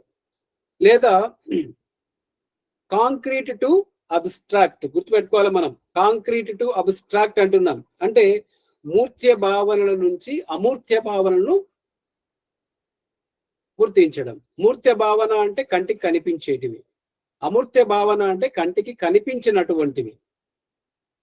కాబట్టి కాంక్రీట్ టు దెన్ అబ్స్ట్రాక్ట్ అంటాం. ఇట్లాంటివి అడుగుతాడు మన. కాంక్రీట్ టు అబ్స్ట్రాక్ట్ మోడ్ లో మనం నేర్పించేటటువంటి విధానం ఏంటి అంటే ఇండక్టివ్ మెథడ్ అంటున్నాం. తెలిసిన దాని నుంచి తెలియని దానికి, నోన్ టు అన్నౌన్ అంటున్నాం ఇక్కడ. ఇది కూడా ఇండక్టివ్ మెథడే, నోన్ టు అన్నౌన్. సో ఇట్లా కొన్ని పాయింట్స్ మీరు గుర్తుపెట్టుకొని మళ్ళీ ఒకసారి మెథడ్స్ అన్ని మాత్రం మళ్ళీ చూడండి. దీనికి రివర్స్ ఏమంటున్నాం మనం? ఇండక్టివ్ మెథడ్ కు ఆపోజిట్ గా ఉన్నటువంటి దాన్ని డిడక్టివ్ మెథడ్ అంటున్నాం. డిడక్టివ్ మెథడ్ లో this method you start with the general idea to specific. అంటే దీనికి రివర్స్. సూత్రం నుంచి మనం ఉదాహరణ, జనరల్ టు స్పెసిఫిక్, దానికి రివర్స్ కదా ఫస్ట్ దానికి. దెన్ అబ్స్ట్రాక్ట్ టు కాంక్రీట్, అక్కడేమో కాంక్రీట్ టు అబ్స్ట్రాక్ట్ అన్నాం, ఇక్కడ abstract to concrete. Then unknown to known, ఇక్కడ అక్కడేమో నోన్ టు అన్నౌన్ అన్నాం, ఇక్కడ అన్నౌన్ టు నోన్ అనేది గుర్తుపెట్టుకోవాలి. తెలియని దాని నుంచి తెలిసిన దాన్ని అంటుంది, గుర్తించడం అంటుంది. అయితే ఈ డిడక్టివ్ మెథడ్ లో ఈ అరిస్టాటిల్ తత్వశాస్త్రవేత్త ప్రిన్సిపల్స్ బేస్ చేసుకొని ఈ డిడక్టివ్ మెథడ్ ను రూపొందించడం జరిగింది. బేకన్ ప్రిన్సిపల్స్ బేస్ గానేమో ఇండక్టివ్ మెథడ్ రూపొందించారు. దెన్ డిడక్టివ్ మెథడ్ నేమో అరిస్టాటిల్ ఫిలాసఫికల్ ప్రిన్సిపల్స్ బేస్డ్ గా దాన్ని రూపొందించడం జరిగింది. ఇంకా ఈ సూత్రీకరణ పద్ధతులు ఏంటి అంటే, ప్రిన్సిపల్ మెథడ్స్ ఏంటి అంటే, ఇప్పుడు మీరు చెప్పినట్టుగా ఈ జనరల్ టు స్పెసిఫిక్ అనేటటువంటిది, దెన్ అబ్స్ట్రాక్ట్ టు కాంక్రీట్ అనేటటువంటిది, అలాగే అన్నౌన్ టు నోన్ అనేటటువంటి ప్రిన్సిపల్స్ ను దీంట్లో ఉపయోగిస్తారు అంటున్నాను. సో సింథటిక్ మెథడ్ కూడా నథింగ్ బట్ ఇక్కడ నోన్ టు తెలిసిన దాని నుంచి తెలియని దానిలోకి, అంటే మనం ఎప్పుడైనా సరే చిన్నపిల్లలకు ప్రైమరీ స్టేజ్లో ఉన్న వాళ్ళకు నోన్ టు అన్నోనే చెప్పాలి. మనం తెలిసిన దాన్ని ఇంట్రడ్యూస్ చేసి, ముఖ్యంగా బ్లైండ్ పిల్లల కన్నా అసెస్మెంట్ చేసేటప్పుడు ఈ వర్డ్ వాడాం మనం, ఆయనకు తెలిసినటువంటి ఆబ్జెక్ట్ని అసెస్మెంట్కి ఉపయోగించండి అని. ఈవెన్ మ్యాథమెటిక్లో కూడా ముందు నెంబర్స్ వస్తేనే కదా సంఖ్యలు రాయడం అనేది వచ్చు. ముందే సంఖ్యలు నేర్పిస్తుంటే కుదరదు మనకు. కాబట్టి ఇక్కడ నోన్ టు అన్నోన్ అనే ప్రిన్సిపల్ సింథటిక్ మెథడ్లో కూడా వాడతారు. దెన్ అనలిటికల్ మెథడ్ అనేది కూడా, అంటే విశ్లేషణ సంశ్లేషణ పద్ధతులు అంటాం మనం. ఈ రెండింటిని కూడా జస్ట్ మీరు ఫ్రీగా ఉన్నప్పుడు చూడండి, ఇది నార్మల్లే, దీంట్లో స్పెసిఫిక్గా మనం చర్చించాల్సింది ఏమీ లేదు. Then next problem solving method అనేది కూడా సమస్య పరిష్కార పద్ధతి. ప్రాబ్లం ఇవ్వడం, దెన్ టీచర్ అనేవాడు ఇక్కడ నామినల్ రోల్ ప్లే చేస్తాడు. Teacher act as a observer. Problem ఇవ్వాల్సింది ఎవరు? ఇక్కడ సమస్యను ఇచ్చేది ఎవరు? టీచర్. సమస్యను ఛేదించేది ఎవరు? విద్యార్థి. మరి టీచర్ ఏం చేయాలి అంటే సమస్యను ఇవ్వడంతో పాటు, ప్రాబ్లం ఇవ్వడంతో పాటు ఆ ప్రాబ్లమును సొల్యూషన్ దొరికే విధంగా ఇవ్వాలి అంతే. సముద్ర గర్భంలో ఏవో ఉన్నాయి తీసుకురాపో డైమండ్లు అంటే అది వీలుగా అన్నటువంటిది. నిన్న అన్నాం కదా మనం, పులి కూరని తీసుకురాకుంటే వీలు కాదు. అంటే సమస్య ఎట్లుండాలి? పిల్లవాడు ఛేదించే విధంగా ఉండాలి, దాన్ని రీచ్ అయ్యే విధంగా అలాంటి సమస్యను ఇవ్వాలి. ఒకవేళ చేయలేకపోతున్నాడు పిల్లవాడు అంటే నీవు ఇచ్చినటువంటి ప్రాబ్లం కరెక్ట్ కూడా కాదు. ఎందుకంటే ఈ ప్రాబ్లమ్ సాల్వింగ్ లో గ్రూప్ ఆఫ్ చిల్డ్రన్ మనం ఇంక్లూడ్ చేస్తాం. ఓ టీమ్ ఆఫ్ స్టూడెంట్స్ ఉంటారు. ప్రాజెక్ట్ మెథడ్ లాగా వెళ్ళి ఒక సర్టెన్ టైం ఇస్తాం మనం. ఆ టైంలోకి వెళ్ళి ఆ ప్రాజెక్ట్ ని కంప్లీట్ చేసుకుని వస్తారు. కాబట్టి ఆ ప్రాజెక్ట్ ఎట్లుండాలి? రీచబుల్ గా ఉండాలి, మనం వెళ్ళేటట్టుగా ఉండాలి, పిల్లలకు యాక్సెస్ ఉండాలి. వెళ్తారు వాళ్ళు, ట్రయల్ అండ్ ఎర్రర్ మెథడ్ లో వెళ్తారు. ఒకరోజు చేయాల్సినటువంటి పని 4 రోజులు చేస్తుండొచ్చు, కానీ ప్రాబ్లం మాత్రం సొల్యూషన్ వెతికే విధంగా ఉండాలి. ఆ టీచర్ కు క్వాలిఫైడ్ టీచర్ అయితేనే ఆ ప్రాబ్లం ఇస్తాడు. కాబట్టి problem solving method, in this method the student is involved in finding out the answer to given problem. Problem solving method consist of understanding the problem and diversing the problem, carrying the problem and verifying the result. So problem ఏం చేయాలి? మనం ఒక problem ఇస్తే problem అనేది పిల్లవాడిని ఇబ్బంది పెట్టడానికి కాదు, పిల్లవాడిలో ఉన్నటువంటి ఇన్నర్ ఎబిలిటీస్ని బయటికి తీయడానికి. ఒక టాస్క్ను ఎవరు ఎంత పర్ఫెక్ట్గా ఎంత తక్కువ టైంలో చేస్తారనేది కనుక్కోవడానికి ప్రాబ్లం ఇస్తారు. పనిష్మెంట్ కాదు ప్రాబ్లం అనేది, to know the inner abilities of the child. So కాబట్టి దీంట్లో మనకు ఇచ్చిన ప్రాబ్లంను మనం డైవర్సింగ్ అంటే దాన్ని మనం రూపొందించుకోవడం, రూపొందిన తర్వాత దాన్ని క్యారీ ఫార్వర్డ్ చేయడం, ముందుకు తీసుకెళ్ళడం, దాని తర్వాత రిజల్ట్ ఫౌండ్ చేయడం. సో ఇలా మనకు ఈ స్టెప్స్ అనేది ఉంటాయి. దెన్ ఇంతవరకు మనం మ్యాథమెటిక్స్ లో కొంత కీ పాయింట్స్ ఏవైతున్నాయో చూసాం. దెన్ సైన్స్కి వచ్చే వరకు మనం ఇక్కడ అడాప్టేషన్స్ చూస్తాం. మెథడ్స్ మళ్ళీ మనం అక్కర్లేదు. ఇక్కడ అడాప్టేషన్స్ ఏం చేయాలి సైన్స్ లో? సో ఇక్కడ మనం use more than one way of demonstration or explanation information ఇవ్వాలి. ఎట్లా ఇవ్వాలి మనం సైన్స్ చెప్పేటప్పుడు అంటే ఒక్క విధానం కాదు, బహు విధాలుగా వీళ్ళకు బోధించాలి, వివిధ రకాలుగా డెమాన్స్ట్రేషన్ చేయాలి.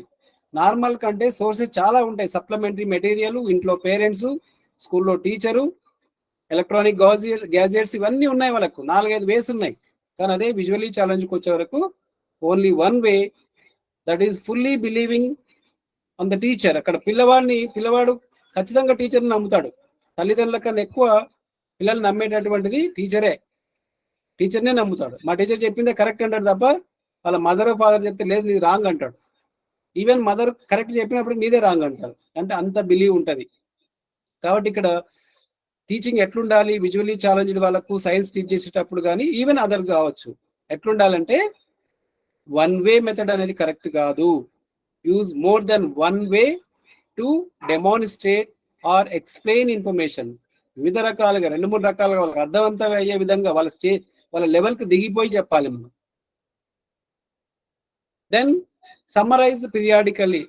ఎక్కువసార్లు మనం రిపీటెడ్గా ఇప్పుడు ఎందుకంటున్నా మనం ఇది ఇంపార్టెంట్ అయ్యిండొచ్చు, ఇంపార్టెంట్ వచ్చే అవకాశం ఉందని ఎందుకు స్ట్రెచ్ చేస్తున్నాం? అది మనం బాగా గుర్తుంచుకోవడానికి అవకాశం ఉంది. కాబట్టి మీరు మళ్ళీ ఒకసారి కూడా రిఫర్ చేయడానికి అవకాశం. ఇప్పుడు అట్లాగే ఇక్కడ సమ్మరైజ్ పీరియాడికల్లీ. పిల్లలు చెప్పినటువంటి పాఠ్యాంశాలను మళ్ళీ మళ్ళీ 1, 2, 3 సార్లైనా మనం సమ్మరైజ్ చేయాలి. దానివల్ల వాళ్ళు గుర్తించుకుంటారు. విజన్ లేదు కాబట్టి నేను చెప్పినటువంటి మాటలన్నీ వాళ్ళ బ్రెయిన్‌లో ఫీడ్ అయి ఉంటాయి. Then provide tactile and embossing material and alternative material. Tactile, embossing, ఉబ్బెత్తు పటాలు గానీ, స్పర్శాయుత పటాలు గానీ, లేదా సంబంధిత ఆల్టర్నేటివ్ మెటీరియల్ ఏదైతే వాళ్ళకి సూటబుల్ అవుతుందో దాన్ని యూజ్ చేయాలి. Then provide the first hand experiences. ఇది చాలా ఇంపార్టెంట్. విజువల్లీ ఛాలెంజ్డ్‌కు బోధించేటప్పుడు ఫస్ట్ హ్యాండ్ ఎక్స్‌పీరియన్సెస్ ఇవ్వాలి. సెకండ్ హ్యాండ్ ఎక్స్‌పీరియన్సెస్ అంటే నువ్వు తయారు చేసేటువంటి బోధనోపకరణాలు. Tactile, embossing. ఫస్ట్ హ్యాండ్ అంటే నిజ వస్తువును చూపియడం. ఫస్ట్ హ్యాండ్ ఎక్స్‌పీరియన్సెస్ అంటే నిజ వస్తువును చూపియడం. క్యాట్‌ని చూపియమంటే దాన్ని క్యాట్‌ని తీసుకొని చూపిస్తది ఫస్ట్ హ్యాండ్ ఎక్స్‌పీరియన్స్. దానికొక మోడల్ అనేది అవసరం లేదు. ఎందుకంటే అదేం కరవదు. కరిస్తే ఎవరు చనిపోరు కూడా. అలాంటప్పుడు మనం దానికి ప్రయారిటీ ఇవ్వాలి. Then explain concept. స్టార్టింగ్‌లో ఉన్నాం. ఏమన్నామంటే concept is important. Colour is not important అన్నాము. కలర్‌తో సంబంధం లేదు, కాన్సెప్ట్‌తో సంబంధం అన్నాం. పిల్లవాడికి స్పర్శ ద్వారా ఆ భావన కలిగించాలి. క్లియర్ భావన అనేది కలిగించాలి. Then organise field trip. ఇది మనం ఎప్పుడు అవాయిడ్ చేస్తాం. బ్లైండ్ పిల్లల్ని ఎందుకు తీసుకెళ్ళాలి? ఖచ్చితంగా విజువల్లీ ఛాలెంజ్డ్ వాళ్ళను ఫీల్డ్ ట్రిప్‌లో కానీ, సైన్స్ ఎగ్జిబిషన్స్ కానీ, టూర్స్ అండ్ ట్రావెల్ ఇవన్నీ ప్రతి దాంట్లో వాళ్ళకు మ్యాండేటరీగా వాళ్ళను ఇంట్రొడ్యూస్ చేయాలి. కాబట్టి organise field trips for VI children. అది ఫస్ట్ హ్యాండ్ ఎక్స్‌పీరియన్సెస్ వాళ్ళకి కలుగుతుంది కాబట్టి. Then encourage peer group study. సమవయస్కులతో విద్యను అభ్యసించే విధంగా ఆ గ్రూప్‌ను మనం తయారు చేయాలి. Free movement, free approaching. దానివల్ల వాళ్ళకు తెలియకుండానే ఇండైరెక్ట్‌లీ వాళ్ళు ఎడ్యుకేట్ అవుతారు. మన దగ్గర కూర్చుంటే డైరెక్ట్‌లీ కావచ్చు. ఆ గంట, 2 గంటలు, ఈ 2 గంటలు క్లాస్ ఉంటాయి. కానీ వాళ్ళు ఇండైరెక్ట్‌లీ ఎన్నో విషయాలు పీర్ గ్రూప్ ద్వారా తెలుస్తాయి. కాబట్టి దీస్ ఆర్ ద అంటే సైన్స్ టీచింగ్‌లో మనం గుర్తుంచుకోవాల్సినటువంటివి. దెన్ ల్యాబొరేటరీ ఎక్స్‌పెరిమెంట్స్ ఉంటాయి మనకు తెలుసు ల్యాబొరేటరీ ఎక్స్‌పెరిమెంట్ బ్యారియర్. అందుకే మనకు సైన్స్ గ్రూప్స్‌కు విజువల్లీ ఛాలెంజ్డ్ వాళ్ళకు అలో చేయడం లేదు. బట్ నేను చేస్తానంటే మాత్రం డెఫినెట్‌గా ఇస్తారు. పర్మిషన్ ఇస్తారు చేస్తారంటే కూడా. ఆల్రెడీ చేశారు కూడా మన విజువల్లీ ఛాలెంజ్ కొద్దిమంది స్టూడెంట్ ఈవెన్ సైన్స్ గ్రూప్‌లో కూడా ఎంటర్ అయ్యారు. బట్ ఏదైనా కానీ అందరికీ యాక్సెస్ లేదు కాబట్టి కొంత బ్యారియర్ అనేది ఉంది. కాబట్టి ల్యాబొరేటరీ ఎక్స్‌పెరిమెంట్స్ చేయడంలో ఎందుకంటే అక్కడ మనకు ఏమంటారు యాసిడ్స్ ఉంటాయి. అది బర్నింగ్ సెన్సేషన్ ఉంటుంది. కాబట్టి అలాంటి కొంచెం డేంజరస్ కాబట్టి మనకు దూరం ఉండాల్సిన అవసరం ఉంది. కానీ వాళ్ళు సాహసం చేయడానికి ఉంటారు, చేస్తారు. ఫస్ట్ లిక్విడ్‌ని వాళ్ళు ఆ జార్‌లో పోయడం, తర్వాత దాన్ని ప్రాక్టీస్ అంటే దాన్ని ఆ క్వాంటిటీని ఎంత లిక్విడ్‌ని మన వాటర్‌ను బేస్ చేసుకొని ఆ జార్స్‌లో ఫిల్ చేస్తారు. తర్వాత ప్రాక్టీస్ వల్ల దాంట్లో యాసిడ్స్ కూడా ఏవైతే ఆమ్లాలు ఉంటాయో ఆమ్లాలను కూడా దాంట్లో చేయడం అనేది చేస్తారు. కానీ ఇక్కడ ఏం చేయాలంటే వాళ్ళకొక స్క్రైబర్ లాంటి వాళ్ళు లేక ఒకరిని ఇచ్చేసి వీళ్ళు చెప్పిన విషయాలను వాళ్ళు దాంట్లో మిక్స్ చేసుకుంటూ పోతే ఫైనల్ రిజల్ట్ అనేది వస్తుంది. ఏదైనా కొంత అయితే లిమిటేషన్ ఉంది ల్యాబొరేటరీ ఎక్స్‌పెరిమెంట్స్ లో. Visual impaired children find difficulty when they are expected to use the laboratory facilities for doing independent experiment. The child has limited success. వాళ్ళ యొక్క అచీవ్మెంట్ అనేది అంతగా ఉండదు, లిమిటెడ్ సక్సెస్ అనేది ఉంటుంది ల్యాబొరేటరీ ఎక్స్‌పెరిమెంట్ అని చెప్పొచ్చు. Science laboratories are for the child learning by doing. Science laboratory చాలా మంచివి. ఎందుకు అంటే we will get accurate information by the science laboratories. ఇప్పుడు మనకి జబ్బు వచ్చింది అనుకోండి, ఎక్కడికి వెళ్తాం మనం? అంజనా వేసి చెప్పాం కదా, చేతి చూసేసి నీకు ఇది వచ్చింది అది చెప్తే అది అక్యురేట్ కాదు. డయాగ్నోసిస్ సెంటర్కి వెళ్తున్నావు, నీ బ్లడ్ శాంపుల్ ఇస్తున్నావు, దాని ద్వారా అక్యురేట్ రిజల్ట్ వస్తుంది. అది ల్యాబొరేటరీలో చేసేటటువంటిది. కాబట్టి ల్యాబొరేటరీ యాక్టివిటీస్ ఏవైతే ఉన్నాయో we will get accurate result. Then ఇది చైల్డ్ లెర్నింగ్ విధానం, ఇది శిశు కేంద్రీకృతమైనటువంటిది. లెర్నింగ్ బై డూయింగ్ అంటున్నాం మనం ఇక్కడ. అంటే దీన్ని చేయడం ద్వారా కరెక్ట్ అక్యురేట్ రిజల్ట్ కనుక్కుంటున్నావు. Participation of the student role is very important దీంట్లో. The next point is visual impaired children have to ability to perceive water boiling, evaporation of water. చూడండి, మనం అనుకోవచ్చు వాటర్ బాయిలింగ్ వాళ్ళకి తెలియదు అనుకోవచ్చు, అన్నీ తెలుసు వాళ్ళకి. వాటర్ బాయిల్ అవుతుంటే ఏ శబ్దం వస్తుంది, స్టవ్ మీద వాటర్ పోసేసి ఒక బౌల్లో పోసి అది వేడవుతున్నప్పుడు పైన చేయి పెడితే ఎవాపరేట్ అనేది వాళ్ళకి తెలుస్తుంది, దాన్ని అసెస్ చేస్తారు. స్టవ్ వెలుగుతుందా లేదా అసెస్ చేయగలరు. కళ్ళు ఉంటేనే కాదు స్టవ్ వెలుగుతుందా లేదనేది. స్టవ్ వెలిగినప్పుడు సౌండ్ వస్తుంది, ఆ బర్నింగ్ సౌండ్ వస్తుంది కదా, దాన్ని బట్టి కూడా అది వెలుగుతుందా లేదా. అంత కీన్ అబ్జర్వేషన్.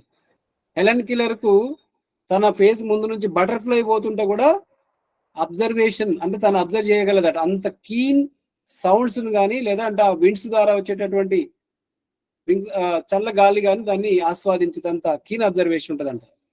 దాన్ని ల్యాబొరేటరీ మెథడ్ లో child attains the ability to pour water into the test tube అంటున్నాం. మనం ముందు ఏం చెప్తున్నాం అంటే ఇంత ముందు అన్నట్టుగా వాళ్ళకు వాటర్ వేసేసి ఆ టెస్ట్ ట్యూబ్ లో తర్వాత దాని ప్రాక్టీస్ తర్వాత ఆమ్లాలు వేయడం కానీ లోవిజన్ వాళ్ళైతే కొద్ది వరకు చేయగలరు, లేకుంటే ఒక సపోర్టివ్ ద్వారా ఆ ఎక్స్పెరిమెంట్ చేయొచ్చు. Final result on per with normal మాదిరిగా చేయొచ్చు. కానీ ప్రాక్టికల్లీ సెల్ఫ్ గా చేయడంలో మాత్రం కొన్ని ఇబ్బందులు ఉంటాయి.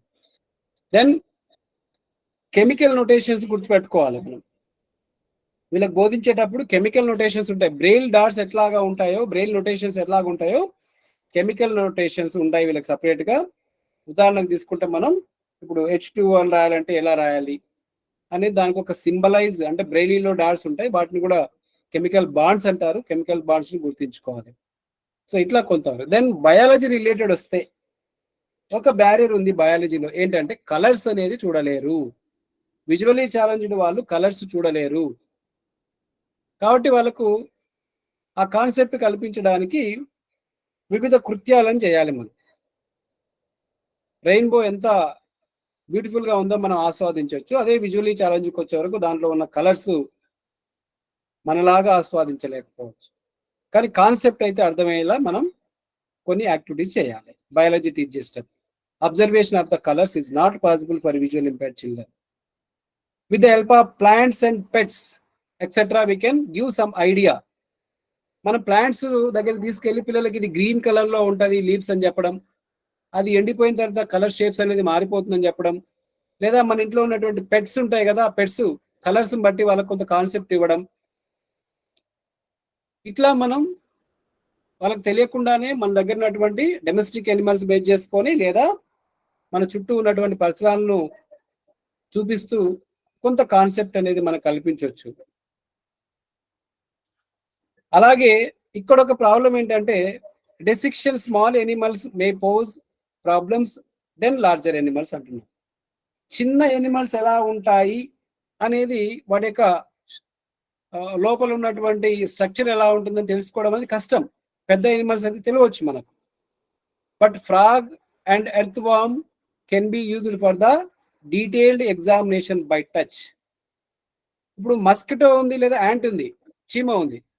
ఆ చీమ ఎలా ఉంటుందో, దాని కాళ్ళు ఎలా ఉంటాయి, దాని ముఖం ఎలా ఉంటుంది, ఫేస్ ఎలా ఉంటుంది, లేకుంటే ఇన్నర్ పార్ట్ ఎలా ఉంటుంది చూడడం అనేది కష్టం.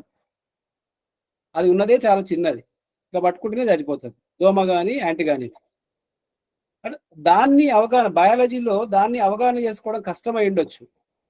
కానీ అదే కొంచెం మీడియం సైజు ఉన్నట్టు కప్పని పట్టుకొని చూపించచ్చు కదా, దాని కాళ్ళు ఎలా ఉంటాయి, దాని షేప్ ఎలా ఉంటుంది, దాని మీద చేయబెడితే ఎలా గరుగ్గా ఉంటుంది, దాన్ని ఎలా సౌండ్ ప్రొడ్యూస్ చేస్తుంది, దాని కనుగుడ్డు ఎలా ఉన్నాయి. అది హార్మ్ఫుల్ కాదు, మనం కూడా పట్టుకుంటాం కప్పలను. అదే వానపాము కూడా పట్టుకొని చూపించచ్చు. అంటే కొన్నిటిని మనం ఇలా చూపించగలిగే వాటిని మాత్రం డెఫినెట్ గా ఇన్నర్ పార్ట్ కూడా మనం ఒకవేళ చనిపోయింది అయితే దాని ఇన్నర్ పార్ట్ కూడా మనం కోడి కోసినప్పుడు పిల్లలకు వాటి కళ్ళు, వాటి పేగులు, వాటి కాళ్ళు, లేకుంటే దాని లివర్, ఇవన్నీ మనం చూపించాం అనుకోదు ప్రాక్టికల్లీ. సో ఇట్లా మనకు బయాలజీలో కొన్నిటిని చిన్నవాటిని చూపించలేకపోవచ్చు, కానీ పెద్దవాటిని మాత్రం డెఫినెట్ గా మనం వాళ్ళకి అర్థమయ్యేలా చూపించడానికి అవకాశం ఉంటుంది. దెన్ ఫిజిక్స్ పార్ట్ మనం అబ్జర్వ్ చేస్తే embossing diagrams, 3D diagrams, 3D models అనేది ద్వారానే మనం ఫిజిక్స్ రిలేటెడ్ వాటిని చూపించవచ్చు. A diagram is symbolic representation of information according to some visualisation technique. Diagram అంటే ఏంటనేది ఇక్కడ మనం చెప్పడం జరిగింది. డయాగ్రామ్ అనేది సింబాలిక్ రిప్రజెంటేషన్ అంటున్నాము. డయాగ్రామ్ ఏంటి, ఒక చిత్రం అంటున్నాము. దాన్ని మనం ప్రాక్టికల్ అండ్ ఎంబోజింగ్ లోకి మారుతున్నాం. That is symbolic representation of information. Diagram is a symbolic representation. Diagram of the atomic structure అంటే ఇక్కడ పరమాణు నిర్మాణం ఎలా ఉంటుంది అని చూపించడానికి కూడా మనం దాన్ని కూడా మనం టాక్టైల్ రూపంలో చూపించవచ్చు. సెల్ అంటే ఎలా ఉంటుంది, కణం, అలా పరమాణు నిర్మాణం ఎలా ఉంది, సో అండం నిర్మాణం ఎలా ఉంటుంది, ఇలా మనం బయాలజీ రిలేటెడ్ లోకి వచ్చినా లేదా ఫిజిక్స్ రిలేటెడ్ వచ్చినప్పుడు వాటిని చూపించచ్చు మనం. Then the functioning of the human organs may have been given in physics of the process of an experiment may have been presented. అంటే ఇక్కడ మనకి ఇంతకుముందు అన్నాం కదా, అనాటమీ రిలేటెడ్ ఎంబోజింగ్ మ్యాప్స్ అనేవి దొరుకుతాయి. అనాటమీ రిలేటెడ్ అని ఉంటాయి కదా కొన్ని. ఫిజియో రిలేటెడ్ కన్ను భాగాలు అంటే మనకు అనాటమీ రిలేటెడ్ ఒక్కొక్క పార్ట్ను మనం డివైడ్ చేసి మళ్ళీ ఇన్సర్ట్ చేసేటటువంటి డివైసెస్ ఉంటాయి. మన ఎవరో ఒక మిత్రుడు మన గ్రూప్ లో పెట్టాడు ఐ స్ట్రక్చర్, ఎక్సలెంట్. నిజంగా అది ఐబాల్ ఎలా ఉంది అని చేసుకోవడానికి ఆ వీడియోని మీరు కూడా చూడండి ఒకసారి, ఎలా ఉంది ప్రాక్టికల్లీ తెలుసుకోవడానికి ఐబాల్ అనేది చూపించడం జరిగింది. కానీ లైవ్ ఎట్లా ఉంది అనేది చూపించాను. సో ఇట్లా కొన్ని మనం ఫిజిక్స్ రిలేటెడ్ తీసుకుంటాం. దెన్ ఫైనల్లీ మనం సోషల్ స్టడీస్ రిలేటెడ్ తీసుకుంటే మనందరికి తెలుసు సోషల్ స్టడీస్ అనేది చాలా వ్యాస్ట్ సబ్జెక్ట్ అనేది. దీంట్లో ప్రైమరీ ఏంటంటే Braille material is one of the most common media for mastering knowledge in social science. Social science ను అభ్యసించడంలో బ్రెయిలీ లిపి అనేటటువంటి చాలా ఎక్కువ, ఎందుకంటే ఇదంతా theoretical based. So Braille books వాడతాం సోషల్ స్టడీస్ టీచ్ చేయడానికి, ఆర్ ఈవీఎస్ టీచ్ చేయడానికి. ఆడియో బుక్స్ వాడతాం. అలాగే మనకు బయోగ్రాఫిక్స్ ఉంటాయి, అంటే జీవిత చరిత్రల గురించి, మహాత్మా గాంధీ జీవిత చరిత్ర అన్నా, లేదా సుభాష్ చంద్రబోస్ జీవిత చరిత్ర అన్నా, అల్లూరి సీతారామరాజు, ఇట్లాంటివన్నీ కూడా మనకు బయోగ్రాఫిక్స్ మనకు అన్ని కూడా బ్రెయిలీలో, లార్జ్ ప్రింట్ లో లేదా ఆడియోలో ఇవన్నీ అవైలబుల్ ఉంటాయి. కాబట్టి మోస్ట్లీ బ్రెయిల్ మెటీరియల్ చాలా ఉపయోగపడుతుంది సోషల్ స్టడీస్ లో అంటున్నా. And tactile and embossing maps అనేది ప్రైమరీ టూల్స్ అని మన అందరికి తెలుసు. ఇప్పటిదాకా మనం వాటి గురించి చర్చించాం. Map reading and interpretation or, ఇక్కడ ఎన్ అనేది కరెక్షన్ మిస్టేక్ ఉంది, are much concentrated on the learning of geography. ముఖ్యంగా మన జాగ్రఫీ భూగోళ శాస్త్రాన్ని మనం తీసుకుంటే మ్యాప్ రీడింగ్ అనేది మనకు తెలియాలి. మ్యాప్ రీడింగ్ అన్నప్పుడు మ్యాప్ అనేది ఫెసిలిటేట్ గా, స్టూడెంట్ ఫెసిలిటేట్ గా పెట్టి చూపించాలని చెప్పాం. వాటి ఇంటర్ప్రిటేషన్ అనేది అసెండింగ్ ఆర్డరో డిసెండింగ్ ఆర్డరో లేదా ఒక స్పెసిఫిక్ డైరెక్షన్ బేస్ గానే చూపించాలన్నాం. ఇవన్నీ ఇట్లాంటివే క్వశ్చన్స్ అడిగేటి మనకు. మ్యాప్ అనేది map should be suitable direction to the student, not for the teacher. Interpretation అనేది we have to concentrate on ascending or descending order or alphabetical order or directional mode. Then maps were made and used by primitive people long before అంటున్నాము. అంటే మనం చాలా సంవత్సరాల క్రితం తీసుకుంటే ఈ maps అనేటటువంటివి ఆదిమ జాతి వాళ్ళు తయారు చేసే వాళ్ళు అన్నారు. మనకు తెలుసు చూడండి, ఎక్కడెక్కడ ఇప్పుడు పెయింటింగ్స్ ఉంటాయి, ఇంటి గోడల మీద పెయింటింగ్స్ అనేది ఈ అడవి ప్రాంతాల్లో నివసించే వాళ్ళు చాలా ఎక్సలెంట్ పెయింటింగ్స్ వేస్తారు. గతంలో ఈ మ్యాప్స్ అనేది వాళ్ళు తయారు చేసేవాళ్ళు. అలాంటి మ్యాప్స్ మనకు చాలా ఉపయోగపడుతూ ఉన్నాయి. మనకి map is a location guide. Map అంటే ఏంటి? Location guide. ఇప్పుడు అంటున్నాం కదా మనం గూగుల్ మ్యాప్ అంటున్నాం. గూగుల్ మ్యాప్ అనేది లొకేషన్ గైడ్. అది నువ్వు ఎక్కడికి వెళ్ళాలో అక్కడ లొకేషన్ తీసుకెళ్తావు. అది ఇక్కడ even tactile maps or mobility maps ఇవన్నీ కూడా location guide for the both earth features కావచ్చు అండ్ హ్యూమన్ డిస్ట్రిబ్యూషన్ ఎలిమెంట్స్ కావచ్చు. భూ స్వభావాలు లేదా మానవ వనరులు లేదా జంతు రాశి, జీవరాశి ఇవన్నీ కూడా చూపించడానికి మ్యాప్స్ ద్వారా మనం చూపించవచ్చు. దెన్ ఇక్కడ ఇంపార్టెంట్ ఒకటి గుర్తుపెట్టుకోండి, టైప్స్ ఆఫ్ మ్యాప్స్ అనేది ఇంకా మనకు ఇంపార్టెంట్. దీనిలో లాస్ట్ 1 or 2 స్లైడ్స్ ఉన్నాయి, మనం కంప్లీట్ చేద్దాం. టైప్స్ ఆఫ్ మ్యాప్స్ అనేది గుర్తుపెట్టుకోండి. జాగ్రఫికల్ మ్యాప్స్ అంటే ఏంటి? జాగ్రఫికల్ మ్యాప్స్ అంటే ఏంటంటే మౌంటైన్స్ గురించి చెప్పాలన్నా, ప్లెయిన్స్, ప్లాటూస్, ఫారెస్ట్, రివర్స్ గురించి చెప్పాలంటే మన జాగ్రఫికల్ మ్యాప్స్ ఇవన్నీ నార్మలే. ఈ జాగ్రఫికల్ మ్యాప్స్ లో ఇవన్నీ ఎంబోజింగ్ మ్యాప్స్ అనేది మనం తయారు చేసుకోవాలి. పొలిటికల్ మ్యాప్స్ అంటే ఏంటి అంటే ఇక్కడ కంట్రీ బౌండరీస్ కావచ్చు, లేదా డిస్ట్రిక్ట్ స్టేట్ బౌండరీస్ కావచ్చు, డిస్ట్రిక్ట్ కావచ్చు, ఆర్ బ్లాక్స్ గురించి మనం వివరించాలంటే పొలిటికల్ మ్యాప్స్ అనేది ఉపయోగిస్తాం. హిస్టారికల్ మ్యాప్స్ అంటే రాజులు, వారి సామ్రాజ్య స్థాపన, వాటి విస్తరణ, వాళ్ళు ఎన్ని సంవత్సరాలు ఏ కాలంలో వాళ్ళు రూల్ చేశారు, వాళ్ళ టైం ఏంటి, డ్యూరేషన్ ఏంటి అని చెప్పడానికి హిస్టారికల్ మ్యాప్స్ అనేది వాడతారు. ట్రాన్స్పోర్ట్ మ్యాప్స్ అనేటివి ఈ 4 రకాలైనటువంటి airway, roadway, railway, seaway related చూపించాలంటే మనం తప్పనిసరిగా ట్రాన్స్పోర్ట్ మ్యాప్స్ ఉపయోగిస్తాం. దెన్ వెదర్ మ్యాప్స్ లో ఏముంటాయంటే రెయిన్ ఫాల్స్ కానీ డైరెక్షన్ ఆఫ్ మాన్సూన్స్ గురించి చెప్పాలంటే వెదర్ రిలేటెడ్, టెంపరేచర్ రిలేటెడ్ సంబంధించినవి వెదర్ మ్యాప్ లో మనం. ఎకనామిక్ మ్యాప్ అంటే different crops in the India లేదా డిఫరెంట్ ఇండస్ట్రీస్, హెవీ ఇండస్ట్రీస్ కానీ, స్మాల్ స్కేల్ ఇండస్ట్రీ కానీ, టైనీ స్కేల్ ఇండస్ట్రీస్ కానీ, సో ఎకనామిక్ రిలేటెడ్ అన్ని కూడా ఇండస్ట్రియల్ సంబంధించినటువంటి దీంట్లో. దెన్ టోపోగ్రాఫికల్ మ్యాప్స్ అంటే landforms and surfaces, waterway ఎంత ఉంది మనకు, ల్యాండ్స్కేప్స్ ఎంత ఉన్నాయి, దాంట్లో పర్సంటేజ్ ఆఫ్ ద ప్లాట్యూస్ ఎంత ఉన్నాయి, మౌంటేనియస్ పర్సంటేజ్ ఎంత ఉంది, different type of mountainous belts, ఇవన్నీ కూడా టోపోగ్రాఫికల్ మ్యాప్స్. ఈ టర్మినాలజీ కోసం అక్కడ మనం చెప్తున్నాం దీన్ని. పొలిటికల్ మ్యాప్స్ అంటే మనం ఏదో అనుకోవచ్చు ఇక్కడ, అంటే రాజకీయాలకు సంబంధించింది కాదు ఇక్కడ కదా. కంట్రీస్ బిట్వీన్ ద కంట్రీస్ మధ్యలో ఉన్నటువంటి, స్టేట్స్ మధ్యలో ఉన్నటువంటి డిస్ట్రిక్ట్స్. దాని హిస్టారికల్ అంటే రాజులు, వారి పరిపాలన సమయాలు అనుకుందాం. దాని వెదర్ మ్యాప్స్ లో రెయిన్ ఫాల్స్, డైరెక్షన్స్ లేదా మాన్సూన్ డైరెక్షన్స్ లేదా టెంపరేచర్స్. ఎకనామిక్ అన్నప్పుడు ఫైనాన్షియల్ తో కూడుకున్నది కాబట్టి క్రాప్స్, ఇండస్ట్రీస్. దెన్ టోపోగ్రాఫికల్ అంటే ల్యాండ్ ఫార్మ్స్ అండ్ సర్ఫేసెస్. ఇక్కడ మనకు పై గ్రాఫ్స్ అనే అంటారు, దానికి ఇది ఒక హెడింగ్ అనేది పెట్టాము మనం. పై గ్రాఫ్ అంటే కన్ఫ్యూజ్ కాకూడదు, statistical diagram or pie diagram గుర్తుపెట్టుకోండి.